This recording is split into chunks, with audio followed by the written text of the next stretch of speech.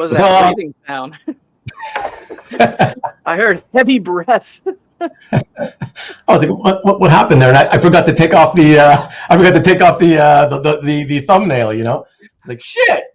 Okay, screwed that up to start off. Well, you know, I screwed up our first sale. I screwed up the second one. Hey, no one screwed up anything. It was all flying by the seat of our pants, and somehow we sold $43,000 worth of comic art that time. 46 actually.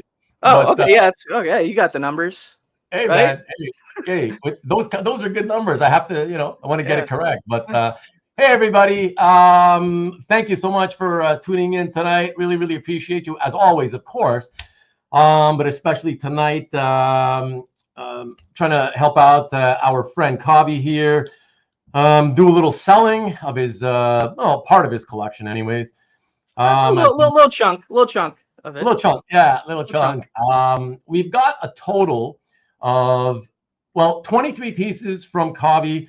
The way it's going to work is we will, unlike my usual shows, we will be running through all the lots and then we will show them again. So we'll try to do a let's make a deal type thing, just like we did 2 years ago when Kavi and I did the show for my art.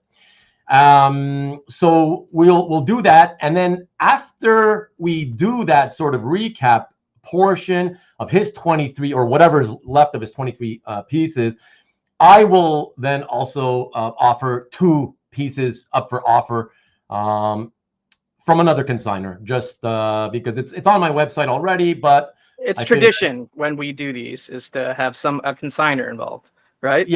Yeah, pretty much. And also, I didn't want to have, I'm so OCD, I didn't want to just have 23 pieces. I was like, that doesn't make sense. Let's make it 25, you know? It's got to be a nice round number. So, yeah, that's basically it. You're a 23 hater. I mean, only the greatest basketball player number of all time with Michael Jordan. Come on. I agree with that, but since I've never really been a huge basketball guy, I didn't even think. All right. Well, you're from the Great North or whatever, so you get a pass on the basketball.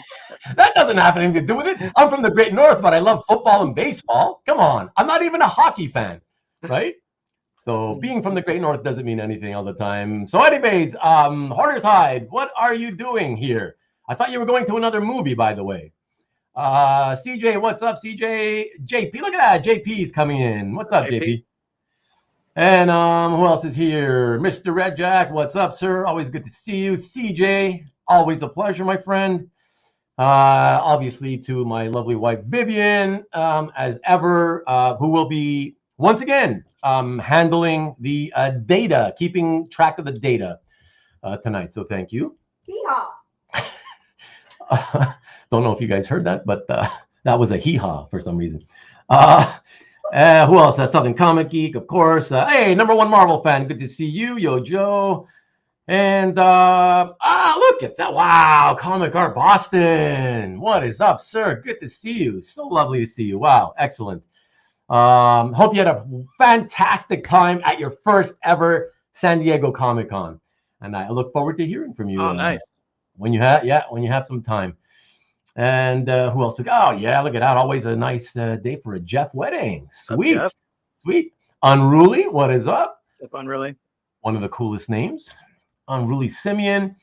All the way from Oz. Good day to you, matey. Good to see you as always, David. Hi, of course, the Comic Art Boston. Jeff, hello. Okay, everybody's saying to each other. Hey, look at that. James Siegel, back again. Time for some Brooklyn up in here. Hyger. Sorry, by the way, I didn't get back to your. I'm gonna get to it. Just been busy with stuff, so I'm gonna get to your email, my friend. Thank you. Saying hello, what's up, David. You, Karen's pages. What's up, Karen? Karen. Bub's Comics already making a claim. Okay, hellos to everybody. I got to try to avoid the hellos to each other so that we can save some time. Okay, hello, why not? Here, hello. Just do it quickly. Mr. Red Jack. Can't find 2 more honest faces than these 2 unless you look in prison. Thank you so much. I appreciate that, Mr. Red Jack.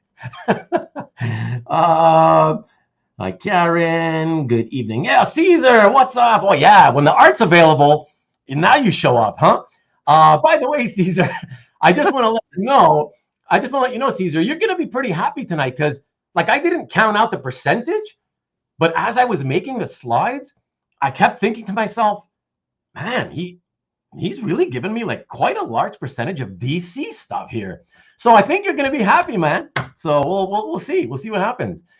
Southern Comic Week wants to know what's your best price. Jason Ladway, what's up in Lansing?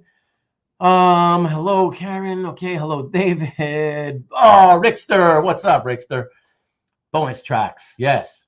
Somebody should keep track of sales. Yeah, don't worry, Marcus. We're counting on you. We're counting on you. We had a good laugh about that backstage. So yeah. There you go. Oh, look at that. I love that, Mr. Red Jack. Every female collector is always a miss. I love that, Mr. Red Jack. That's awesome, Brian. Thank you. So polite. These two together get distracted. You remember well. You and your mind like a steel trap that you have, Marcus. Yeah. Ruben is just great. Look at that. Look at that. Oh my God. Comic Art Boston. What have I done to deserve that? Wow. Thank you. I appreciate it. I am not a curling fan, even though Scott Hordershide thinks that I am. Hey, what's up, brother? Yo, what's up, JC? Good to see you. Curling is where it's at. No, it's not. Good to see you, Kenneth. Who's Michael Jordan? Hey, Robert. So everybody, just for those of you who are regulars, just so you know, officially, I've told you many times that a good friend of mine, Robert, who's a collector and lives next door, he sleeps right through this wall here. That's his bedroom as well. On the other side of this wall, that's this Robert, Mr. Cookson, right there. So good to see you, sir. Lovely to have you. Scott Wingo, what's up, Scotty? Scott. Dan Evan was here and really active last week. Really appreciated that, by the way, Dan. And Dan's going to be my guest in 3 weeks. And real quick, I want to say to everybody, there's a very good chance I may be taking my first ever week off next week, just because I've been, over the last few weeks, prioritizing my health. And so that has made me put a lot of things on the back burner. I've fallen way behind on my YouTubing.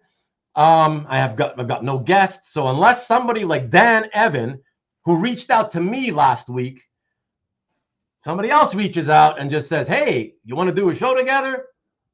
Great. I'll do a show, but it would have to be a hangout where we just shoot the shit. I need a week off from having to waste time with making slides and getting all the info for the slides and all that. Nothing wrong with taking a break from YouTube.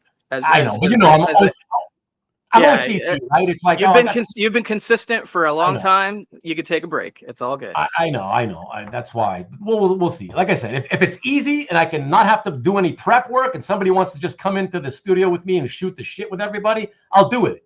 I don't mind spending the time live. I just don't want to have to do any prep work. I don't have time for that for this week. I got to try catching up to my schedule, you know. So what's up, Jason? Comic Art Channel, everybody. He just dropped another video a couple of days ago. Did Jason at Comic Art Channel? So go check that out, please. Andy E, always a pleasure. Good to see you, sir. Andy. Geeks and Drinks. Look at that. Steve. DJ Links. Hey, what's up, DJ Links? Yes, pre-type everybody. It was a great show last week. I'm glad you liked it, David. All your shows feel like it's a conversation with mates. That was my entire intention from the beginning, David. So I'm so happy to hear somebody say that that's what they like about my content, you know. So I'm glad to at least one person it's succeeding. Hit those likes yes, please do, everybody, because Kavi and I are not good at that. We always forget. Please hit the likes, and I'm almost caught up. Robert shares the same Wi-Fi with Ruben. I don't think so, but I hope he's not stealing on me. Tony, what's up, Tone? Good to see you, man. Knock 3 times on the wall if you need help, Robert. Let Kavi host next week. He's oh my God. Okay, inside joke. Another shitting story. There will be no shitting stories tonight, everybody. Take a vacation. We'll see, Karen. Take a week off. Yeah, I know. Thank you. I appreciate that, though. And yes, Comic Art Boston, I appreciate that. Thank you. And you too, Rickster. I appreciate it. So really quick, everyone, just before we get into it, I did want to shout out some new subscribers because I got I've been kind of averaging 1.5 per week or whatever, which is kind of how I wanted it. And suddenly I got a bunch this week, which is nice. So shout out to Zach Wilds, Bubs Comics, Joe 47771 or 47,771, Sam Maroney, Los Comic Journey, and Adrian Pandawesome 316. Great name because I'm pretty awesome myself. So that's like 4 or 5 of my friends in there. So yeah. Well, that's what I sent thought. them your way. Yeah, because I was like, I don't know these guys, so they must be Kavi's boys, you know. Some of them, yeah. I know some of them. No, so I appreciate you, everyone. Thank you for doing that. And last, before we go into the show, just wanted to shout out here at the bottom, as you can see, the YouTube channel for Karen at Karen's Pages. I know a lot of you have been wondering and waiting where her next content is coming from. She's been super busy lately, but she just, I think, started working on something soon. So hopefully she has some content coming soon. And those of you who have been waiting with bated breath will be satisfied sooner rather than later. Yeah, so let me get rid of that. And let me quickly jump back here into the chat and here.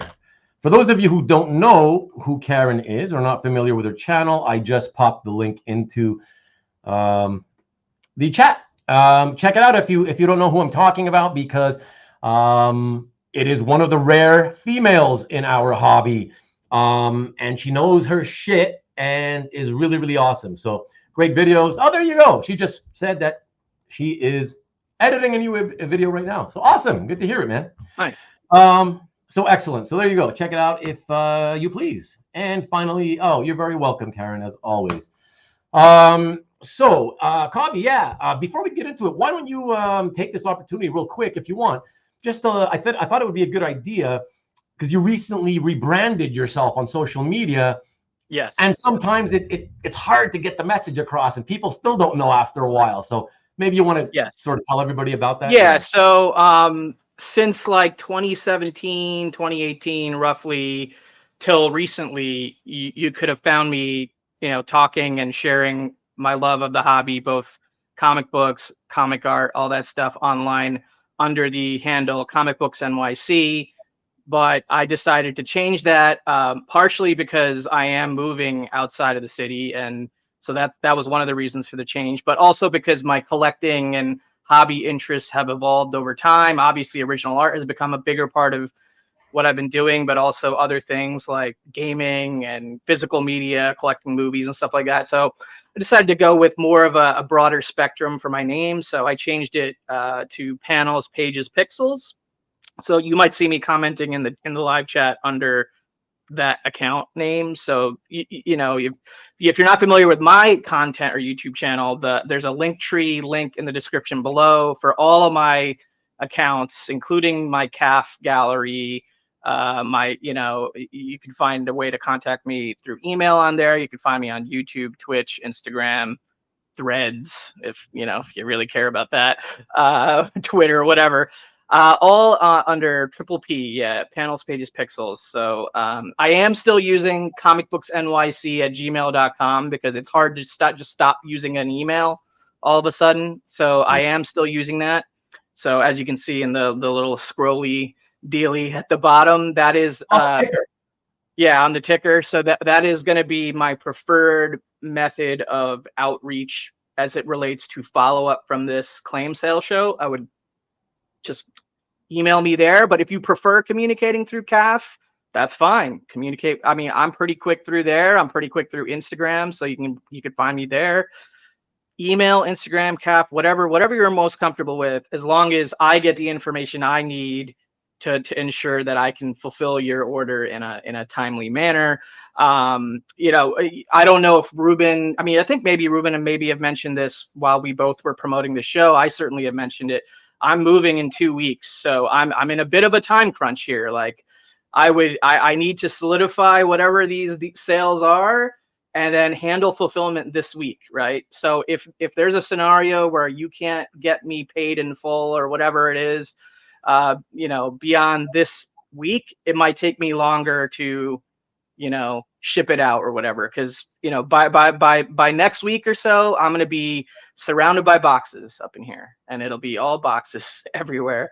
And I'll be focused on moving. I am not moving to the Hamptons, like Marcus was speculating. That would be amazing. Like, it's not great news as to why I'm moving. I've had a very difficult 2023, generally speaking, professionally, financially, personally, the whole 9 yards, right? So this sale is going to go sort of towards easing a little bit of my burdens around moving and just finances in general. So Yeah, I just want to be, I don't love getting rid of my stuff. Let's just say that I would rather hang onto it, but I could use it right now. I could use a little extra cash, I guess. I said earlier that there won't be any shit stories tonight, but given how your year has gone, that was a shit story. It was, yeah, pretty much. Not the same kind of shit, but it's shit nonetheless. But it's been it's been a bit of a ride for you, and so I'm hoping, man, that hoping we can find some other collections to put some of your collection into, and yeah, absolutely. Like, my own collecting philosophy and tastes, like I said, have evolved, not only in just what I'm collecting, but like my strategy of what I'm collecting within the stuff I collect. So like within the comic art world, at one point I kind of was, I guess, what you would consider a example collector, where it's like I wanted one example from every comic artist I admire to any degree whatsoever, right? Like in the ideal comic art museum in my mind, you would have to have an example from this artist and that artist and this art, right? And I think over time, I realized that is less important to me than, I guess, the characters I care about the most, the artists I'm the biggest fans of, or the artists that I am the biggest fans of, and the titles and like stories that have meant the most to me as a reader and a fan, stuff like that, which I think a lot of collectors kind of go through that evolution process. And what, some of them go, I guess, end up along those same conclusions that I did. Other people go the other direction, and like maybe that's where they started, and they evolve into wanting an example from like every artist that they can at least manage to get an example from, type thing. And I've met collectors who have, all sorts of different approaches about the hobby and their collections. So my collection is evolving, and hopefully some of these pieces can find their way to a better collection for what the piece is. That's the goal. All right. James says that he's got a room for you in Oklahoma if you want to move there. Thanks, James. And look at this. Brian says, come to Jersey. We have plenty of swampland cheap.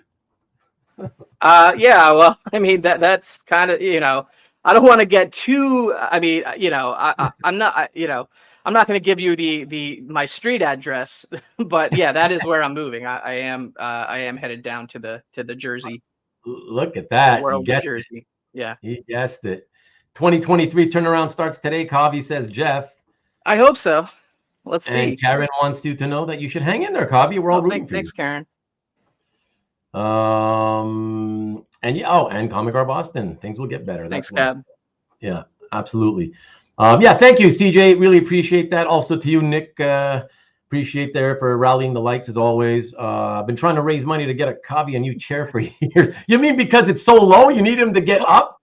So this is a new chair, and this is as high as it goes. The problem is my desk is too tall. Like my desk's too tall, and also my 27-inch monitor is really large and floated above my laptop. So this is my laptop down here, and this is like my big monitor up here. So yeah, so that's the problem there, not the chair. Brown Mafia in the house. Hey, Ranga, what's up, man? What's up, man? And okay, so we have great folks in Dwayne. You're in Oklahoma too? Oh, interesting. Are you in Oklahoma? Oh, wow. Where in Oklahoma are you? Are you a Sooner fan like James? Let me know. Kavi, how about moving to Australia? Nice. Dude, I would love to just visit Australia first, but yeah, you never know. Yeah, imagine that. Now that would be a move. Imagine. Holy shit. Like, totally different continent. The Jersey Shore Bible of Jim Tan Laundry. So that's it. Just keep swinging, Kavi. That's what we've been trying to do for the last few years. There we go. Mike, NSN Art, what's up, sir? Non-adjustable cameras are the worst. I don't know what you're talking about. yeah. Well, some cameras like they don't swivel down or left and right and things like that.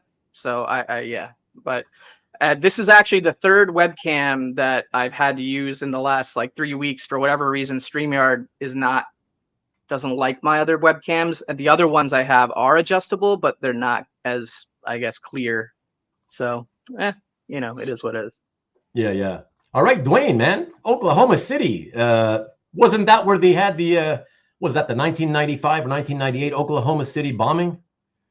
That crazy, those two terrorist guys there? With Yeah, the truck, Timothy McVeigh. I don't know McVeigh. why. I guess I randomly remember that name, but I guess it was a big story here in the States for sure. Yeah, that was and worldwide. That was worldwide, yeah, for sure. And worldwide. Yeah, that was great. Yeah, Tariq also wants you to hang in there, Kavi. So thanks, Tariq. A lot of good people here. I love it. Love you guys. Thank you so much.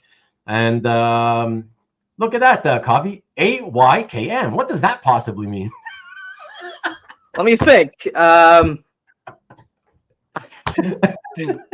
It may or may not show up in one of these tremendous descriptions from the greats. I'll just leave it there. The greats. The greats. In my descriptions. Okay, cool. Thanks for the confirmation, James. I appreciate it. That was my first guess, 95. Yep. Thank you. All right. So I think we've covered everything. So everybody, just a reminder, I know because the last few weeks I've had guests, and the guests, I'm popping comments onto the screen, and they don't even seem to like sort of realize it. Anyway, so as you guys hopefully can see, there's a ticker running at the bottom of the video screen. It says bought art, email Kavi with his email. And then it also tells you include, please. I didn't want to add the please in because you know I'm very polite anyways. Yeah. The buy number, the shipping address, yours obviously, not Kavi's, and your phone number. And that he is going to invoice everybody through PayPal after. Yes. Yeah, that would be the way I prefer to do it. Is invoicing directly and having you pay from the invoice type thing, and so it all be through goods and services. So I will eat those fees and all that. And if you have any concerns about feedback or whatever, like you can look at my CAF page. I have all 100% positive feedback over there on the art sales I did at Comic Art Live. I don't think anybody's worried about that, dude. Yeah. But it's all there. Marcus, he's an equal opportunist. So instead of just ragging me, he wants to rag you a little bit too and tell you going to rebrand the email. I know, I already said that. So yeah, exactly. Okay, might as well ask this. Murdoch wants to know, do you take Zelle? I mean, if that's the only method that you have and you really want a piece, we can talk. It's not my preferred method, but you know, I'm not gonna like shy away from doing a deal just because you can't do a PayPal deal. But I mean, I'm gonna give my base set of instructions, and if you have other needs, I guess we can talk. You know, I recognize you from Rubén's show and everything in the chat, so whatever, you know, I can figure that out if need be. Yeah. Sorry everybody, I know we're live, but honey, can you go tell Arwen? Okay, got it. Sorry everyone, just hear what sounds like two cats tearing each other apart in the other room, so I just need a little less volume. So yeah, so Murdoch says that yeah, that's cool, just less fees. Okay. Right. Yeah. Yeah. I don't mind the fees, you know. I'm used to that system, and as far as my overall accounting process, it's easier. It's easier for me if the payments come in through PayPal. Okay. I do not take farm animals though. Sorry. In trade. Okay. All right, Kavi, I think that covers everything. You ready to go with this? Yeah, I'm good to go whenever you are, man. Okay, man. So yeah, everybody, here comes the sorry, hold on. Let me just, in case it's a serious FYI, in case Kavi isn't aware, I had a big sale last month and everything over 3K was put on hold by PayPal for several weeks. Interesting. All right. I mean, thanks for pointing that out. I don't think I'm going to let that worry me right this second, but yeah, I appreciate it. But But yeah, so every single sale, like individual sale, I guess you're talking about, Mike, that was worth 3,000 or more, they held it for several weeks. That's crazy, dude. Yeah, that's frustrating. Yeah, that's crazy. Yeah, so sheep from Bubs. I'm not sure what that means. Gabe Carino, good to see you as always, my friend. And all good from Murdoch. So excellent. So everybody, let's get into this and put the first piece up for grabs onto the screen, shall we? And the first one. So I'll just tell you real quick, for those of you who are new to my channel and my sales, if you've never seen my sales, you're going to see on the on each slide, you're going to see a buy number. It literally says buy -01, buy -02, and onward. So to claim, don't just say claim. Okay, please put buy and the number. Okay, and this way, yeah, it avoids any possible confusion when somebody comes in late. And if you say claim, right, you may be talking about something we just finished showing. We don't know if it's that or if it's the thing we're currently showing. So just put buy and the number. All right, please. I appreciate it. And that'll be easier also for Vivian, who's keeping score. All right. So yeah, so that's it. So let us get on to the first one. And here we go. This is buy number 1, everybody. And there you go. All right. Do you want to keep that scroll at the bottom, or is it getting in the way? Yeah, I guess I can put it up every now and then, a little bit later, you know. Right. Yeah, and I'll take it down for now, I guess. Here we go. All right, so we're kicking things off with the man, the myth, the legend, Jim Steranko. This is a Nick Fury sketch done on a comic book backing board. This was done in 2021 at Big Apple Comic Con. Not only do you get the awesome Steranko sketch, you also get a huge Steranko clean signature. I mean, one of my favorite signatures in comics, and just a signature alone is a pretty expensive proposition. So you're getting both the original sketch and the signature. This is done on a comic art board. This was my way as a former example collector, essentially, to have a Jim Steranko example in my collection for a character that he is strongly associated with in Nick Fury, of course. But, you know, myself am not a Nick Fury collector, nor am I necessarily a Jim Steranko collector. It's pretty pricey to be a Jim Steranko collector at large and have a lot of Steranko pieces. So yeah, so I saw this as my entryway point of having a Jim Steranko example, Nick Fury example in my collection. So that's why it's here in the collection. But I think there's probably a bigger Nick Fury fan out there than me, and also a bigger Jim Steranko fan out there than me.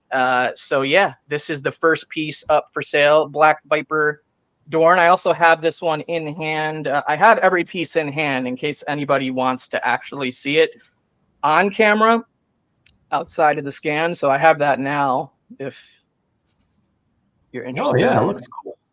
Yeah, so you know, you guys know what a comic backing board size is or whatever, but yeah, there's the piece.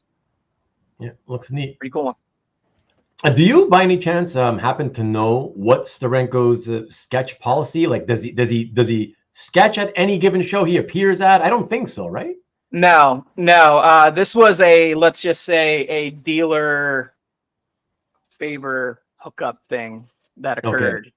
Okay. And it eventually made its way to my collection from that dealer. Okay. Yeah, dig that. Yeah, Chris, another new Chris? Guy. You know Chris? He's Chris is I Got Issues 2319. Oh, I Got Issues. Okay. Yeah. Okay, there you go. Okay, excellent. Hey, Chris.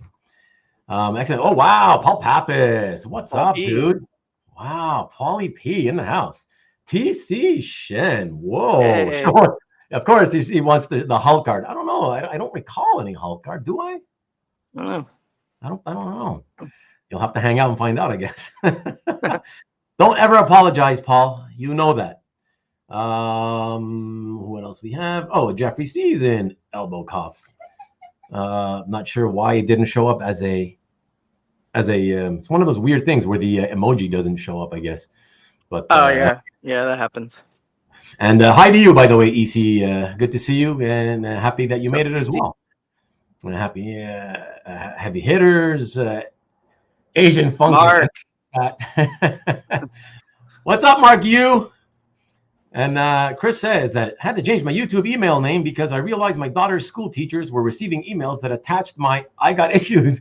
Yeah, it makes sense. That's not going to work out too good for you as a parent, right? That is so funny. That is, oh man, that's good. Kavi, what's up, brother?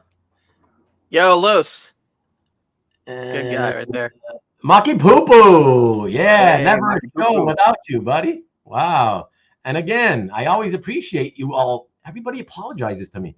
Never apologize for being late, man. But thank you. Thank you for coming in. So what's up, EC? Okay, so let us move on to the second piece, everybody. And for that, this is by number 2. And I've got 2 slides to take us in the club, as always. And for that, we have this.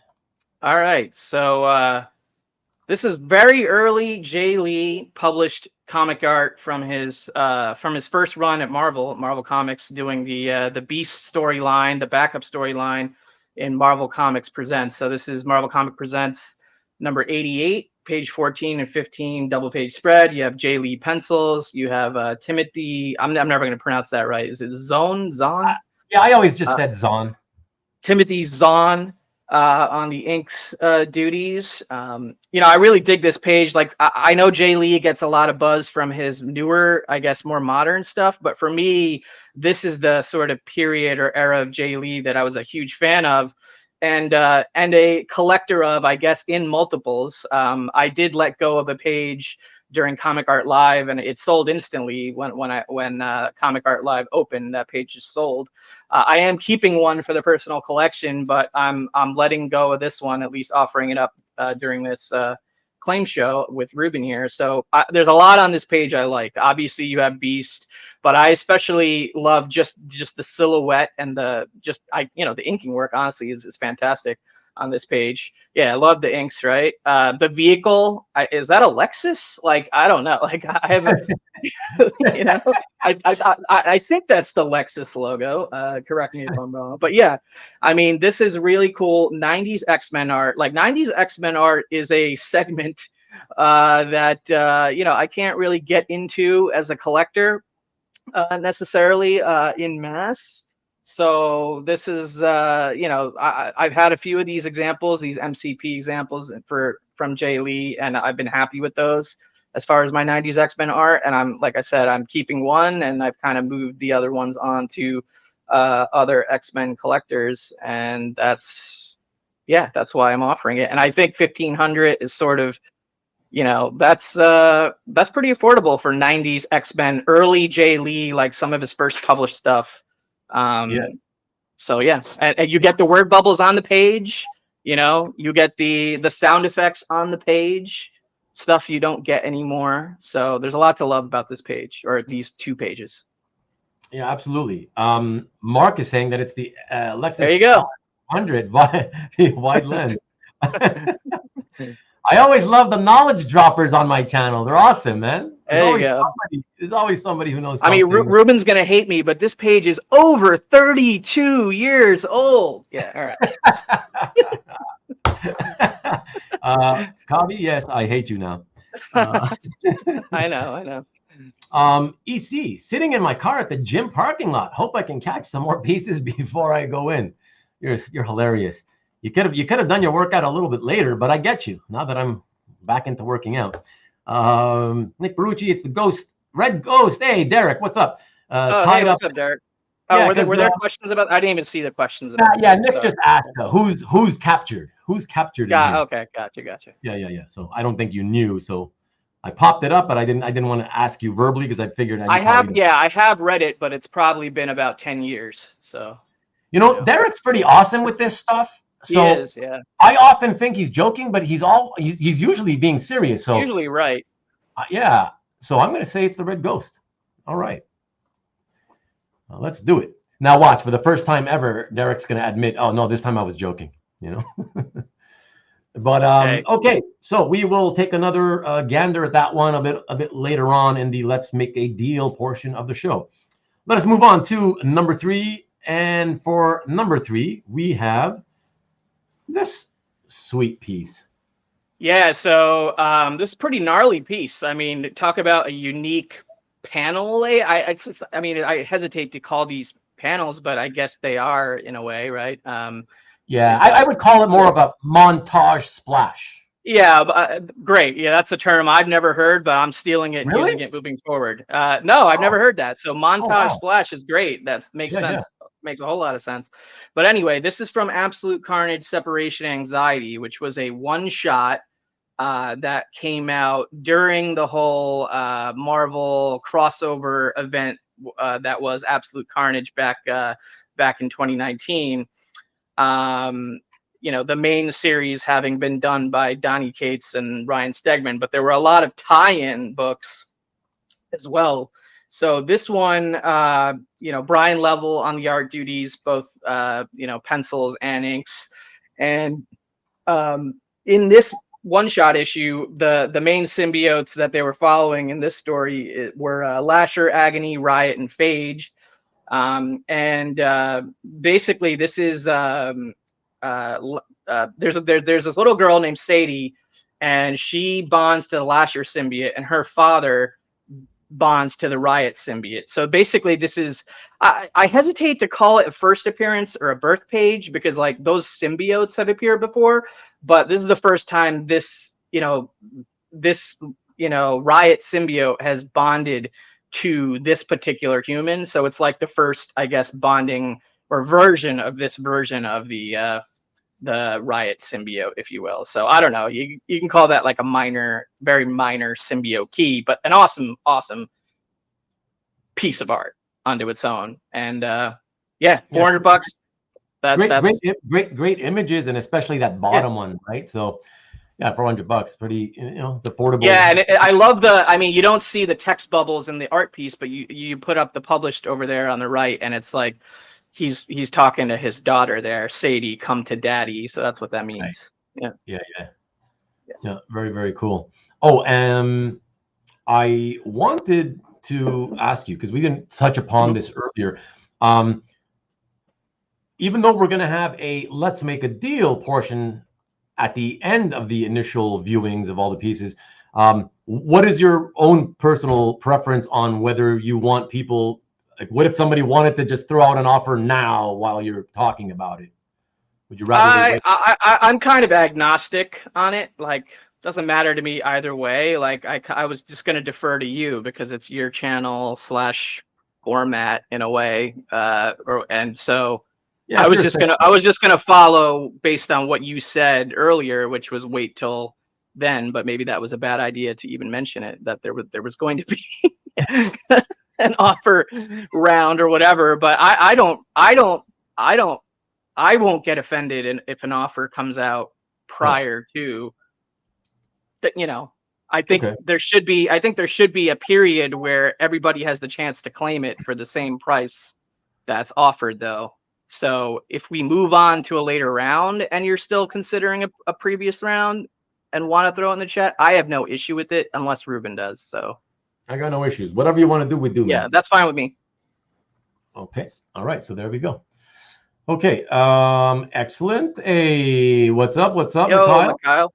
Good to see you. Hope you had a great time and didn't get too sloshed at San Diego. Although I heard you did.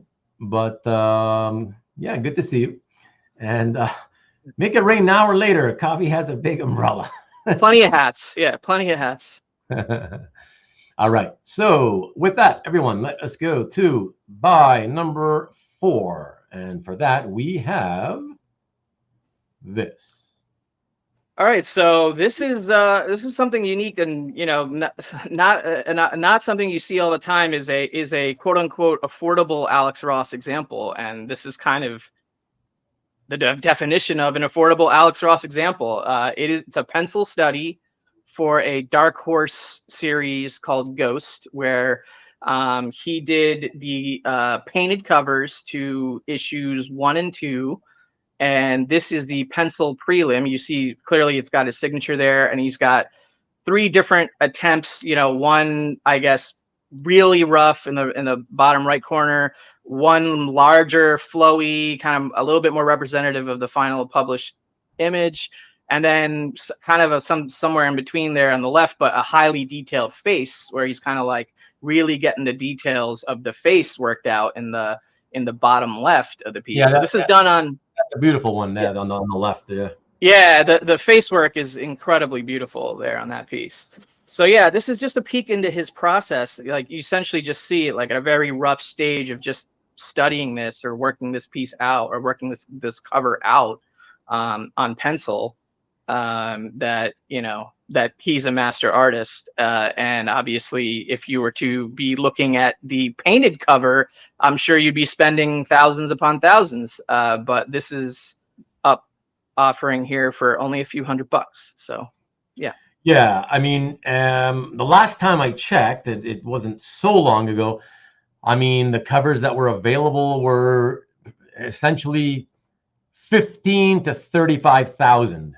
Right, depending upon the character, the publisher, the how crazy it is, or whatever. But yeah, it's not easy to get a published Alex Ross cover anymore. And since this is a non-traditional size, I took it out of the portfolio here on camera.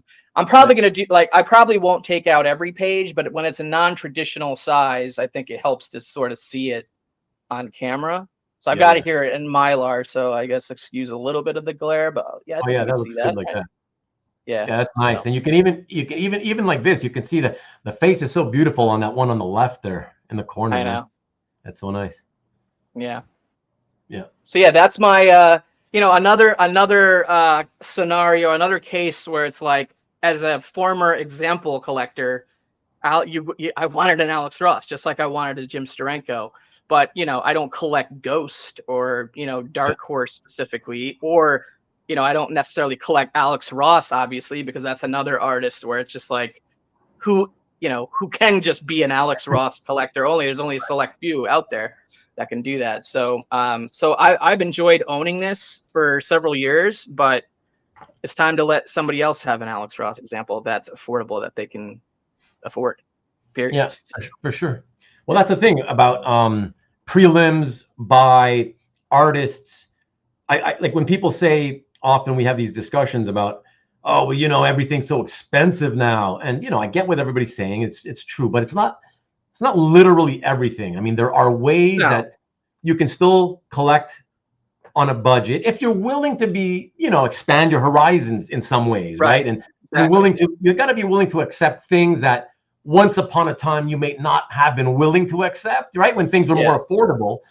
And prelims are so undervalued in respect to how much a lot of those big time artists charge for their published works. Again, when you're talking about a cover prelim, that I'm thinking, okay, let's just be honest here, given that it's Ghost and not, I don't know, X-Men or whatever, right? Ghost, maybe that or published Spider-Man cover, or whatever. Yeah. But that the published cover to Ghost for this cover that we just showed, that's probably 15 grand, because that seems to be the minimum. You're right. Yeah, like I don't know if it's ever actually been sold on the market or not, but like the published one. But yeah, you're probably accurate in that assessment right there. Yeah. And like Marcus is saying, and like if you want a big 2 print, like a high end print, you're going to be paying hundreds of dollars just for that. So yeah. So something for me to bring up on my next Comic Art 101 episode for educational purposes, because that's, people are always wondering, well, what can I buy that's still undervalued? Well, prelims from the mega painted artists and just the mega expensive artists in general. They're still ridiculously cheap compared to the published pieces. So yep. Brian says prelims are quite desirable, especially for the big names. Look at the Bolland ones. Yeah, those are very detailed. Yeah, exactly. So, okay. With that, let us go now to, I got to take us into the club again. 2 slides for this. And I figured because you gave me, pencils, inks on separate boards. But I figured I'd show you also with the published piece here. So yeah, so we already talked a little bit about the Absolute Carnage crossover event series earlier when I showed the page from the one shot from Brian Level, but this is from the main series. So obviously, Donnie Cates wrote and Ryan Stegman illustrated the Absolute Carnage crossover event and miniseries for Marvel back in 2019. If you know anything about the way Ryan works, most of the time, especially for his interior work, he does highly detailed pencils, as you see on the left here, and then his inking partner does the inks on a separate artboard, over a copy of Ryan's pencils via Blue Line. So that's what you see here. This page comes on two separate boards, Ryan's pencils and JP's inks. What makes this page like even cooler is obviously you have the big 3/4 splash size image of Eddie Brock up there, and he's protecting his son Dylan Brock, who's you can see sort of right behind him, and then you see him pop out in that mini panel at the bottom. And then that bottom third panel, you see essentially a horde of carnages that are being controlled by Absolute Carnage. They're essentially, in a about to be in a confrontation type situation. And Dylan Brock, very important to the symbiotic storyline within Marvel. But you have Eddie Brock picking up Cap's shield here, which I think is what makes this kind of a special page. If you go to the published image, I think he what was he saying in the text? Yeah, he says, I can pretend to be a hero for 10 minutes.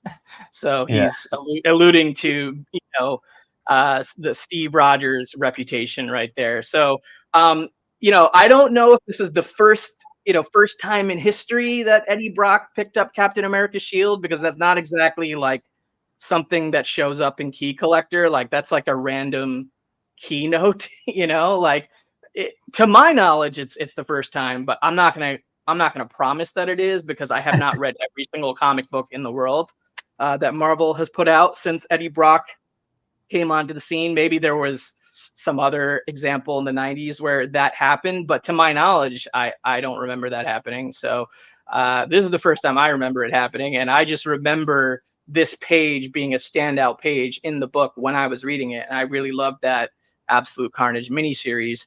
I'm letting go of this basically because I already have other examples from the Absolute Carnage storyline that I'm, happy with for my collection, including I have the beginning of the whole storyline, the first appearance of Absolute Carnage on a free comic book day, Spider-Man Venom cover or whatever that Ryan did. So this one is awesome and is very cool, especially for that whole Brock with Cap shield element to it. But, I think somebody else will, another symbiote fan or collector, or Stegman collector for that matter, could enjoy owning it. So I'm offering it up. Yeah, excellent. Just wanted to say quickly, aloha to Carl in Maui. And hello to you, Ron Shepard in the house. Hey, Ron Shepard. What is up? I hope you're doing well, my friend. And anybody else? Oh, of course. Thank you as always, Nick. I appreciate that. The likes are free and the support is priceless. Thank you. I agree. Yes. Thank you. Yeah, excellent. Okay. All right. So let us move on to the next piece. The next piece is by number 6, everyone. And for that, we have. Yeah. So this is a cool one. Green Arrow, Black Canary, #1, page 24, with both pencils and inks by Cliff Chang on this. So Cliff is probably one of my favorite, I guess what you'd consider modern or contemporary comic artists. Of course, he's most probably well known these days for both his Catwoman Lonely City run, which is very recent on DC Black Label and was very successful, as well as his Wonder Woman run for DC. And then on the independent comic side, his front to back run on Paper Girls with Brian K. Vaughan writing that series is one of my favorite comics ever. So Cliff is up there for me as far as like artists that I'm a fan of. Rarely do you get to see him draw Batman though.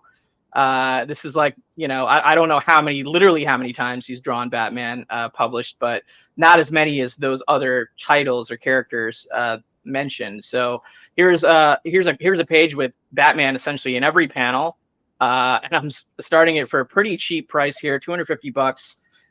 This series came out in 2007. It was written by Judd Winnick.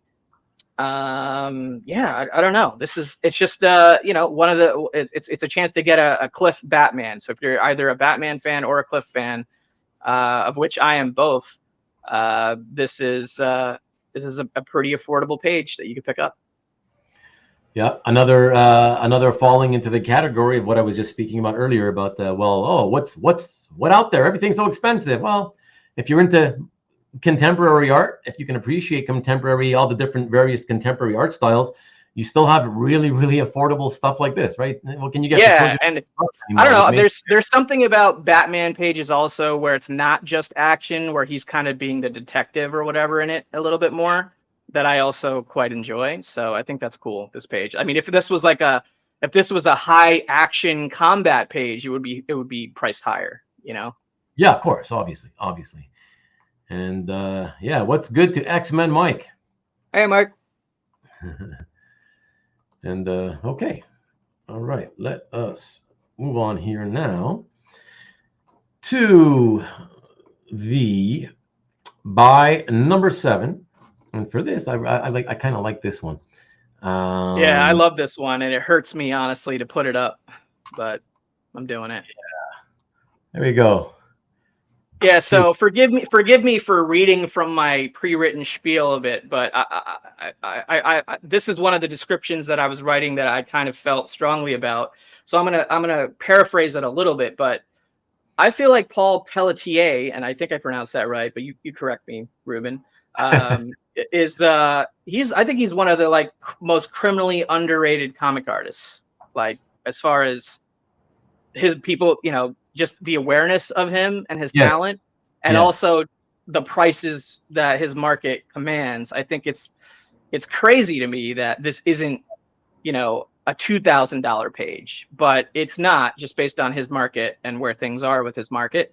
So I'm offering this up for $650, but I mean, look at how beautiful this page is. You have the whole rooftop on Gotham, you know, full figure shot of Barbara, you know, about to take that giant leap of faith. You get the silhouette, you know, you get the perspective of zoomed out and zoomed in, right? Like in that third panel, that third vertical panel with the close up of her mouth, essentially. I mean, it's just gorgeous details. Yeah, honestly, like he's up there for me as far as talent is concerned. So yeah, I love this page. Like I said, it kind of hurts me to just even offer it, to be honest. So I'm not going to cry if this one doesn't sell, but okay, there you go. A smart buyer, of course. Comic Art Boston is always on top of good deals for literally. So yeah, literally one of the most astute. If anybody knows, I'm not going to go into definitions, but if anybody knows what astute means, one of the most astute buyers in the hobby, and really impressive, especially because he first started many years ago strictly as a Silver Age collector, and he has since, just as time went on, he speaking of broadening horizons, right, as things get more and more expensive, he has gone on into later stuff, into the 70s, the 80s, the 90s, right up to present day, and always knows how to buy right, you know. Totally. Yeah. I mean, I'm glad he saw the same value in it that I did. Like I said, like if it were up to, it isn't up to me, but if it were up to me, that would be a $2,000 page. You know, I think it's like worthy. Yeah, I think it's like worthy of that market or of that price range. But his overall market doesn't seem to be there yet. So I'm just being more realistic with the market.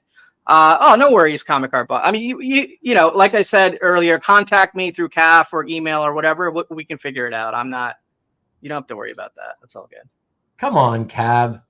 I'm being honest. I'm being literally. I'm not trying to butter you up. I'm being serious. It's really the truth. And by the way, Cab, everybody who has seen you on these shows, online sales shows, they've seen you, make very astute buys. So it's not like it's a secret that I just told on, Yeah, but, for sure. yeah.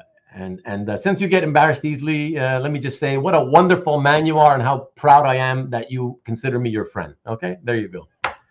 Now he's really man, don't make me cry before I show my next piece. We can have a good cry together. You don't even say that kind of nice stuff about me. Yeah, but I've known Cab for like 20 something years. I know. You got to get there. But excellent. So congratulations and thank you, Comic Art Boston. Thank you. Really, really quick. Sorry, everyone. Nice pickup. Okay, congrats. Okay, let's get Kavi going more. Oh, what's this? 1,700 offer for and the page after that, and also the Cliff Chang for a combo deal. Wow. Okay, so hold on. What was the page? So that's gonna take a little bit of math. Yeah. So Jay Lee, the page after that, plus the Cliff Chang. So let me go back. Okay, let me keep this up here and let me go to that. Okay. So let me get to the Jay Lee first and pull that up. Okay. So Jay Lee, you got 15. Okay. Then we had the one after that. So that's the Brian level. Okay, yeah, the Brian level. So that would be now 19. And then he says, oh, plus the Cliff Chang. So 2150, and he's offering 17. Ooh. Gotta do a little math here on the spot. Let's do it. But if you don't mind, Nick, can I bring that to you, like, instead of dealing with shipping and all that stuff? Like, if you're in New Jersey, which you are, and that's where I'm moving to, so I could just drive it over to your office or whatever, if that's fine. I mean, because then it's one less thing for me to worry about while I deal with moving. But if you'd rather me ship it this week and all that, that's fine too. But let me know on that. Numbers 3 and number what? Okay. Oh yeah, sorry, honey. Let me get this for the data purposes, everyone. I'm sorry. So it's number 2, number 3. Number 2. Okay, got it. And no, not number 7. Cab got number 7. 3. No, number 2 and number 3. It's hold on. 2, number 3, 2, number 3, and number 6. Yeah. And number 6. 2, 3, and 6 for 1,700 to Nick the Baruch. Okay. Yes. Okay. Okay, so he's cool. He's cool with the in-person deal. That's great. Awesome. Okay, excellent. Thank you, Nick. And yes, very astute offer made there on the spot, as Jeff says. Very much so. So yeah, very, very cool. Thank you, Nick. Appreciate it. Not a great offer, but fair, says Comic Art Boston. Yeah. Okay. Hold on. I'm catching. We didn't clearly solidify the format, so I'm cool with that. Like, I'm not going to turn away an offer that's like right there, to where I feel good about it. So yeah, let's do it. Maki Poo Poo, I don't know if it's personal or not. Or too personal. I don't think I'm gonna say that on the stream. Oh, okay. No offense, man. I'm happy to tell you offline, Michael. It's fine. Yeah, nothing personal, Michael. Yeah. Would love for Kavi to appear on any of my shows. Yeah, sure. Whenever. Yes, honey. I'm getting there. I'm getting there. So congrats, Nick. Amy will accept on his behalf. Yes. And okay. Paulie P offering you 400 on the Alex Ross Ghost prelim. Deal. Do it. Done deal. Paulie P. That was a quick one. Number? Give me a second. Don't panic. Okay, so that is number 4. Alex Ross. Yeah. So number 4 for $400 to Paul P. Sure. Okay. Nice little quick flurry. I love that. So that's very nice. Yeah, congrats, Paul. That's really cool, man. It's a cool Alex Ross. Like, it's not a crazy ass painting, but it's beautiful. And dirt cheap. Oh, okay. Yeah. So Mordok Mike is offering $1,000 on Stegman number 5. Yeah, I mean, I can't do that's almost a 50%. Yeah. It's not quite 50%, but that's like 40%. I'll counter it. I'll counter it 1,400. There you go, Modoc Mike. 1,400. The ball's in your court. Oh, excellent. Paul says it's his first Alex Ross piece. So, see, that's a great way to introduce yourself to a piece from that artist. Nice and cheap. So that's really, really cool. Yes. So yeah, thanks again, everyone, for all that. Nice rallying community. Yes, very much so. And Nick was involved in Alex Ross painting that cover. That's cool.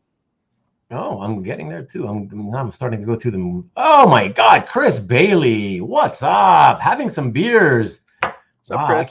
I can't have beers because I'm working out. But cheers to you though.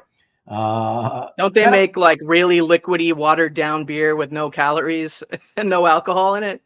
They do have non-alcoholic. Because that sounds so appetizing. They do have non-alcoholic beer, right? Yeah. Yeah. So. And American beer in general, even the alcohol-filled beer in America, it sucks balls. Not great. Yeah. I don't know what's up with that. Like, you can't even catch a buzz on that shit. But anyway, well, like the big commercial stuff isn't great, but there's a lot of amazing microbreweries and stuff in the U.S. That's where you got to go to catch a buzz. For sure. Okay, got you. Okay, these would be double on Wednesdays. Nice. I like that sneaky little comment. No joke. They would. No joke. Nice. I love that. Rox, to be fair, it would only be 1.75 times at the recap. Maybe. Molson triple X, baby. Oh, yeah, Murdoch. You know it. Oh, I got a story about that one. Holy crap. Okay, we don't have time today, though.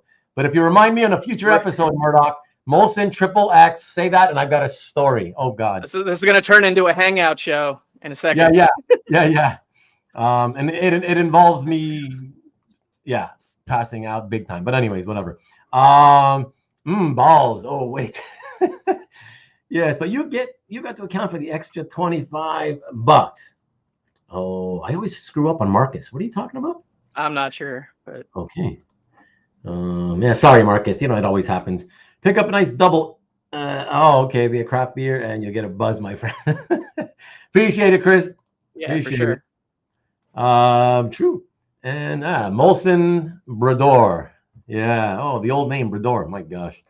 Okay. All right. Let us get on with the action, everybody. From the last one, which was the most recent one, was lot by number 7 that went to Comic Art Boston. We go now with another prelim for a very, very desired artist. And I know you're going to show live, but let us show the... let's show the scan first. Scans or whatever. And then after you do a little talking about it, you can show it live on screen. Sure. Okay.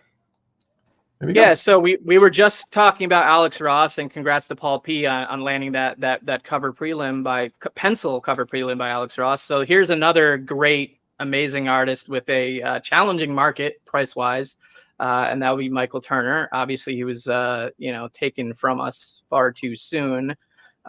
This one was a prelim to Michael Turner's Fathom, a variant cover.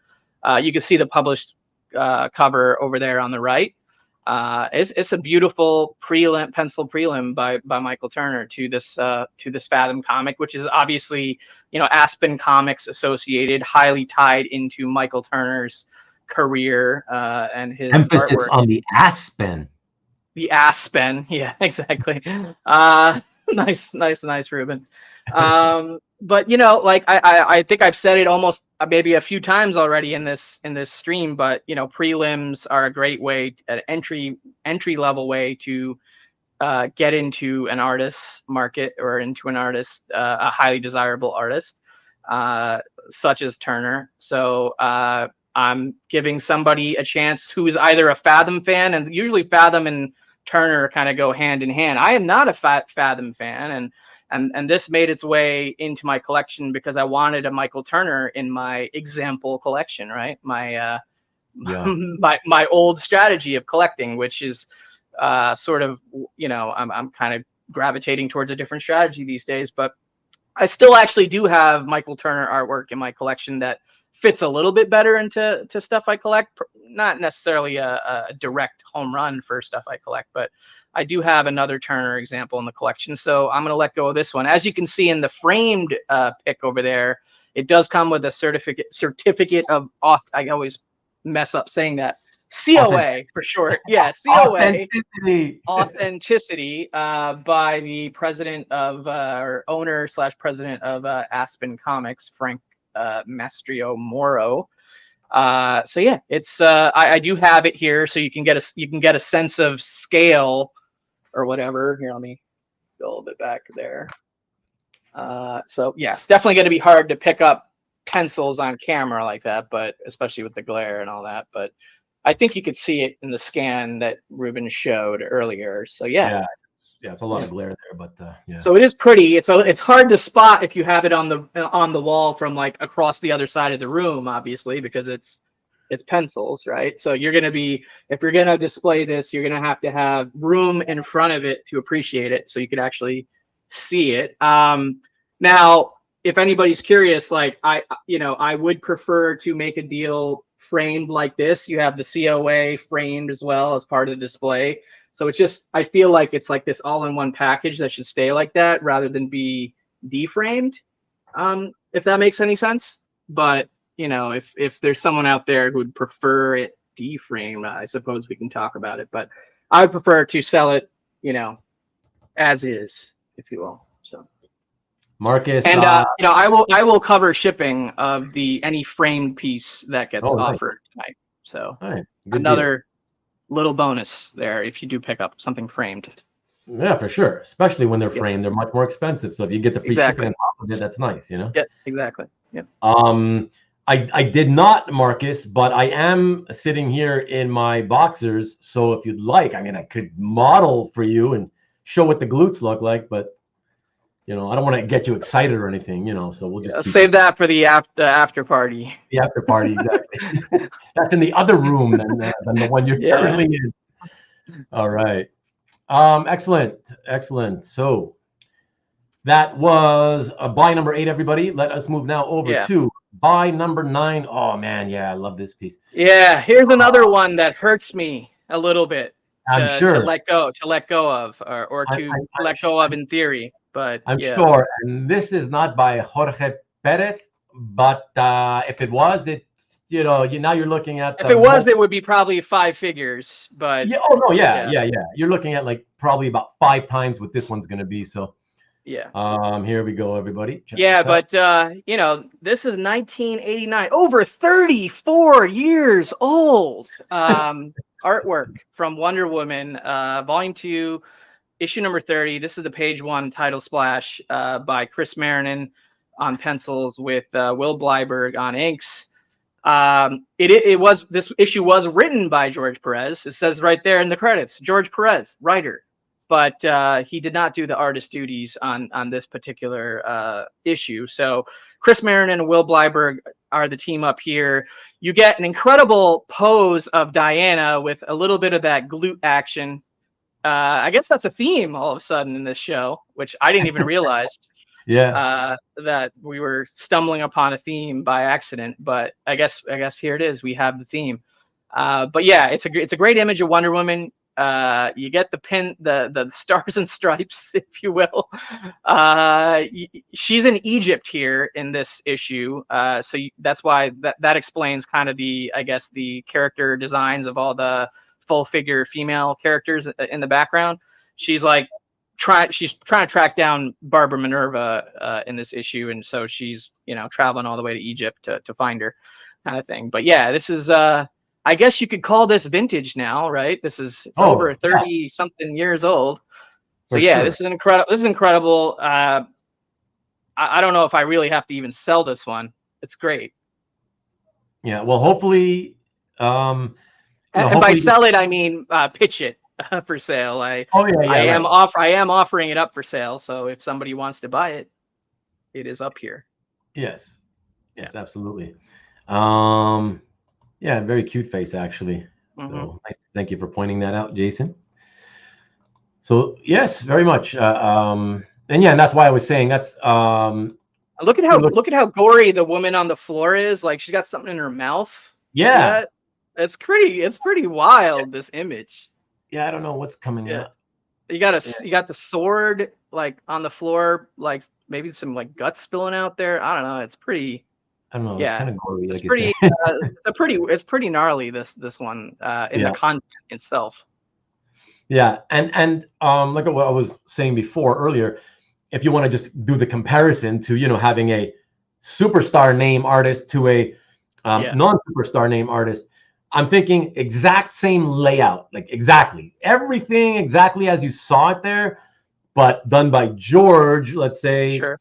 You're looking at a 5x premium 5x, yeah, ish, could be yeah. 6, 4.5, 6, whatever, So yeah, somewhere around there. So not going to be an affordable. I mean, affordable is subjective. Obviously, $3,000 is not affordable for some people, and I totally get that. That's why I brought $200 pages too. But yeah, for what that is, I think $3,000 is a deal. Yeah. So says Robert Cookson. No, it is. I mean, this. Yeah, I mean, I price stuff to sell. Like, that's my strategy. It's not to, penny pinch or put it out there at a price where there will be zero opportunity to sell it. Yeah. No, I thought when you gave me that price, I was like, oh, that seems very reasonable. Like I was like, that's nice splash from the early on in the first 2.5 years of the title too. So very cool. Okay, we'll see if we get some action on it a little bit later on. Sure. For now, let us move forward, everybody, and go on to buy number 10. And for this, we have so it's a freeze page. Yeah. So it's a pretty cool freeze example from the All-Star Batman run, which I was it like 5 or 6 years old, something like that? Yeah, 6 years old when this came out. So it's Jock. So another of the sort of contemporaries that I dig, modern guys that I'm a fan of. And non-traditional panel layout, very like flowy, loose, almost liquid feeling, approach to his interiors. I love that 4-panel sequence that's leading to the, I guess, main image of Freeze on the page right there.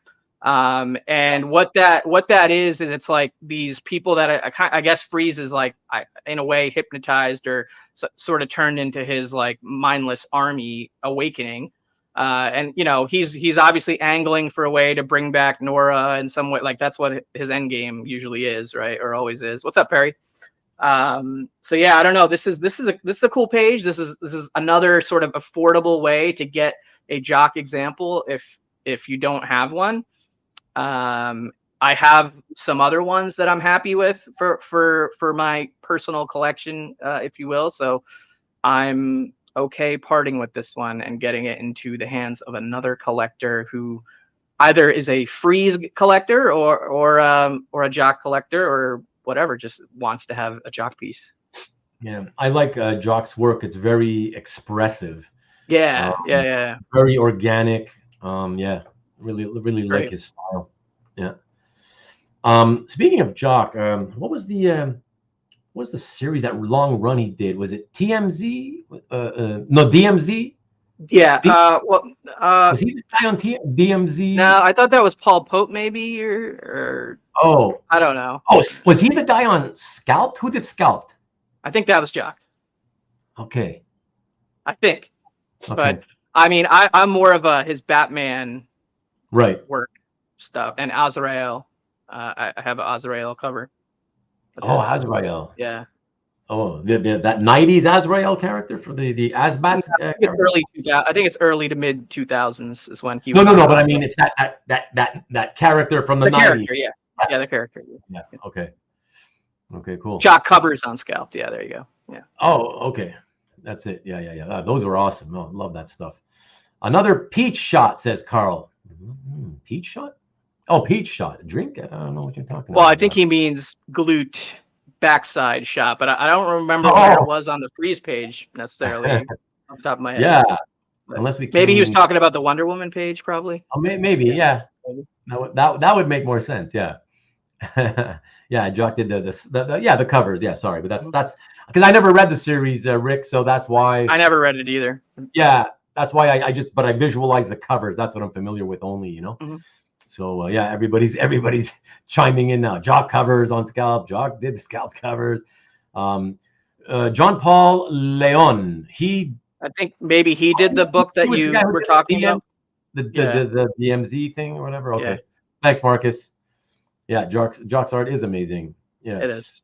Hey, howdy, Ian. Ian, what's up, man? You, man. Lovely to see you as always. Yes. And hi, Neil. Okay, excellent. So let us move on to the next piece, shall we, everyone? For that, we go to by number 11. Killer. Love this piece. Yeah. So, in what is, I guess, the emerging theme of my whole sale is, affordable pencil pieces by artists that cost a lot of money otherwise, right? This is Frank Bruner. This is a 2007 piece, so it's already over 15 years old and everything. But it's on, it's actually on a slightly oversized board as well, 12.5 inches by 18 inches. So you're gonna need a 13 by 19 portfolio to store this one. So just a heads up on that. But yeah, a super sick pencil piece by Bruner of Batman with guns, actually, which I think that is even more kind of special, right? To have any artwork with that. It's not published. It is an illustration.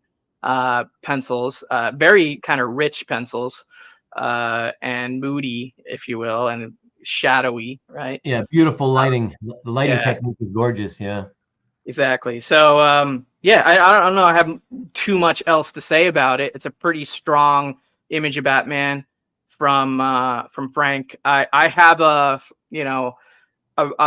really cool Frank Bruner painting that he did for a Roy Thomas book about the Heap. The Golden Age sort of precursor to Man Thing and Swamp Thing. Yeah, the Golden Age precursor to Man Thing and Swamp Thing. So I absolutely adore and love that example or that piece. So I'm willing to. This is my other Frank example at the moment. So I'm willing to let this one go, even though I do collect Batman, and I love this image. Again, Kavi? Yeah, it's like I said, it's slightly oversized. So you'll need a 13 by 19 portfolio to store it. It's 12.5 by 18. Okay, 12.5 by 18. There you go, Ron. And yeah, the gears in the background. Yeah, very, very cool. Yeah, very cool. Clock.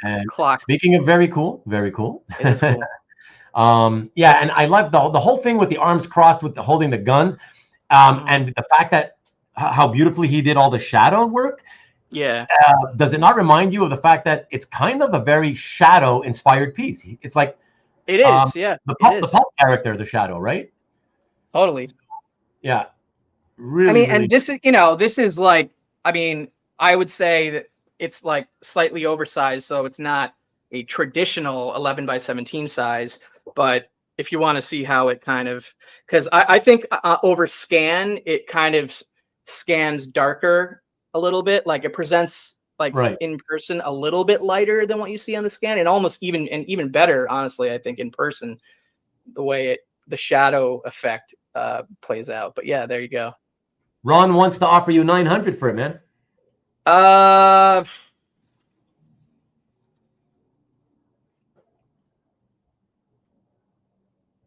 Can you go up to 1,000, Ron? You go up to 1,000?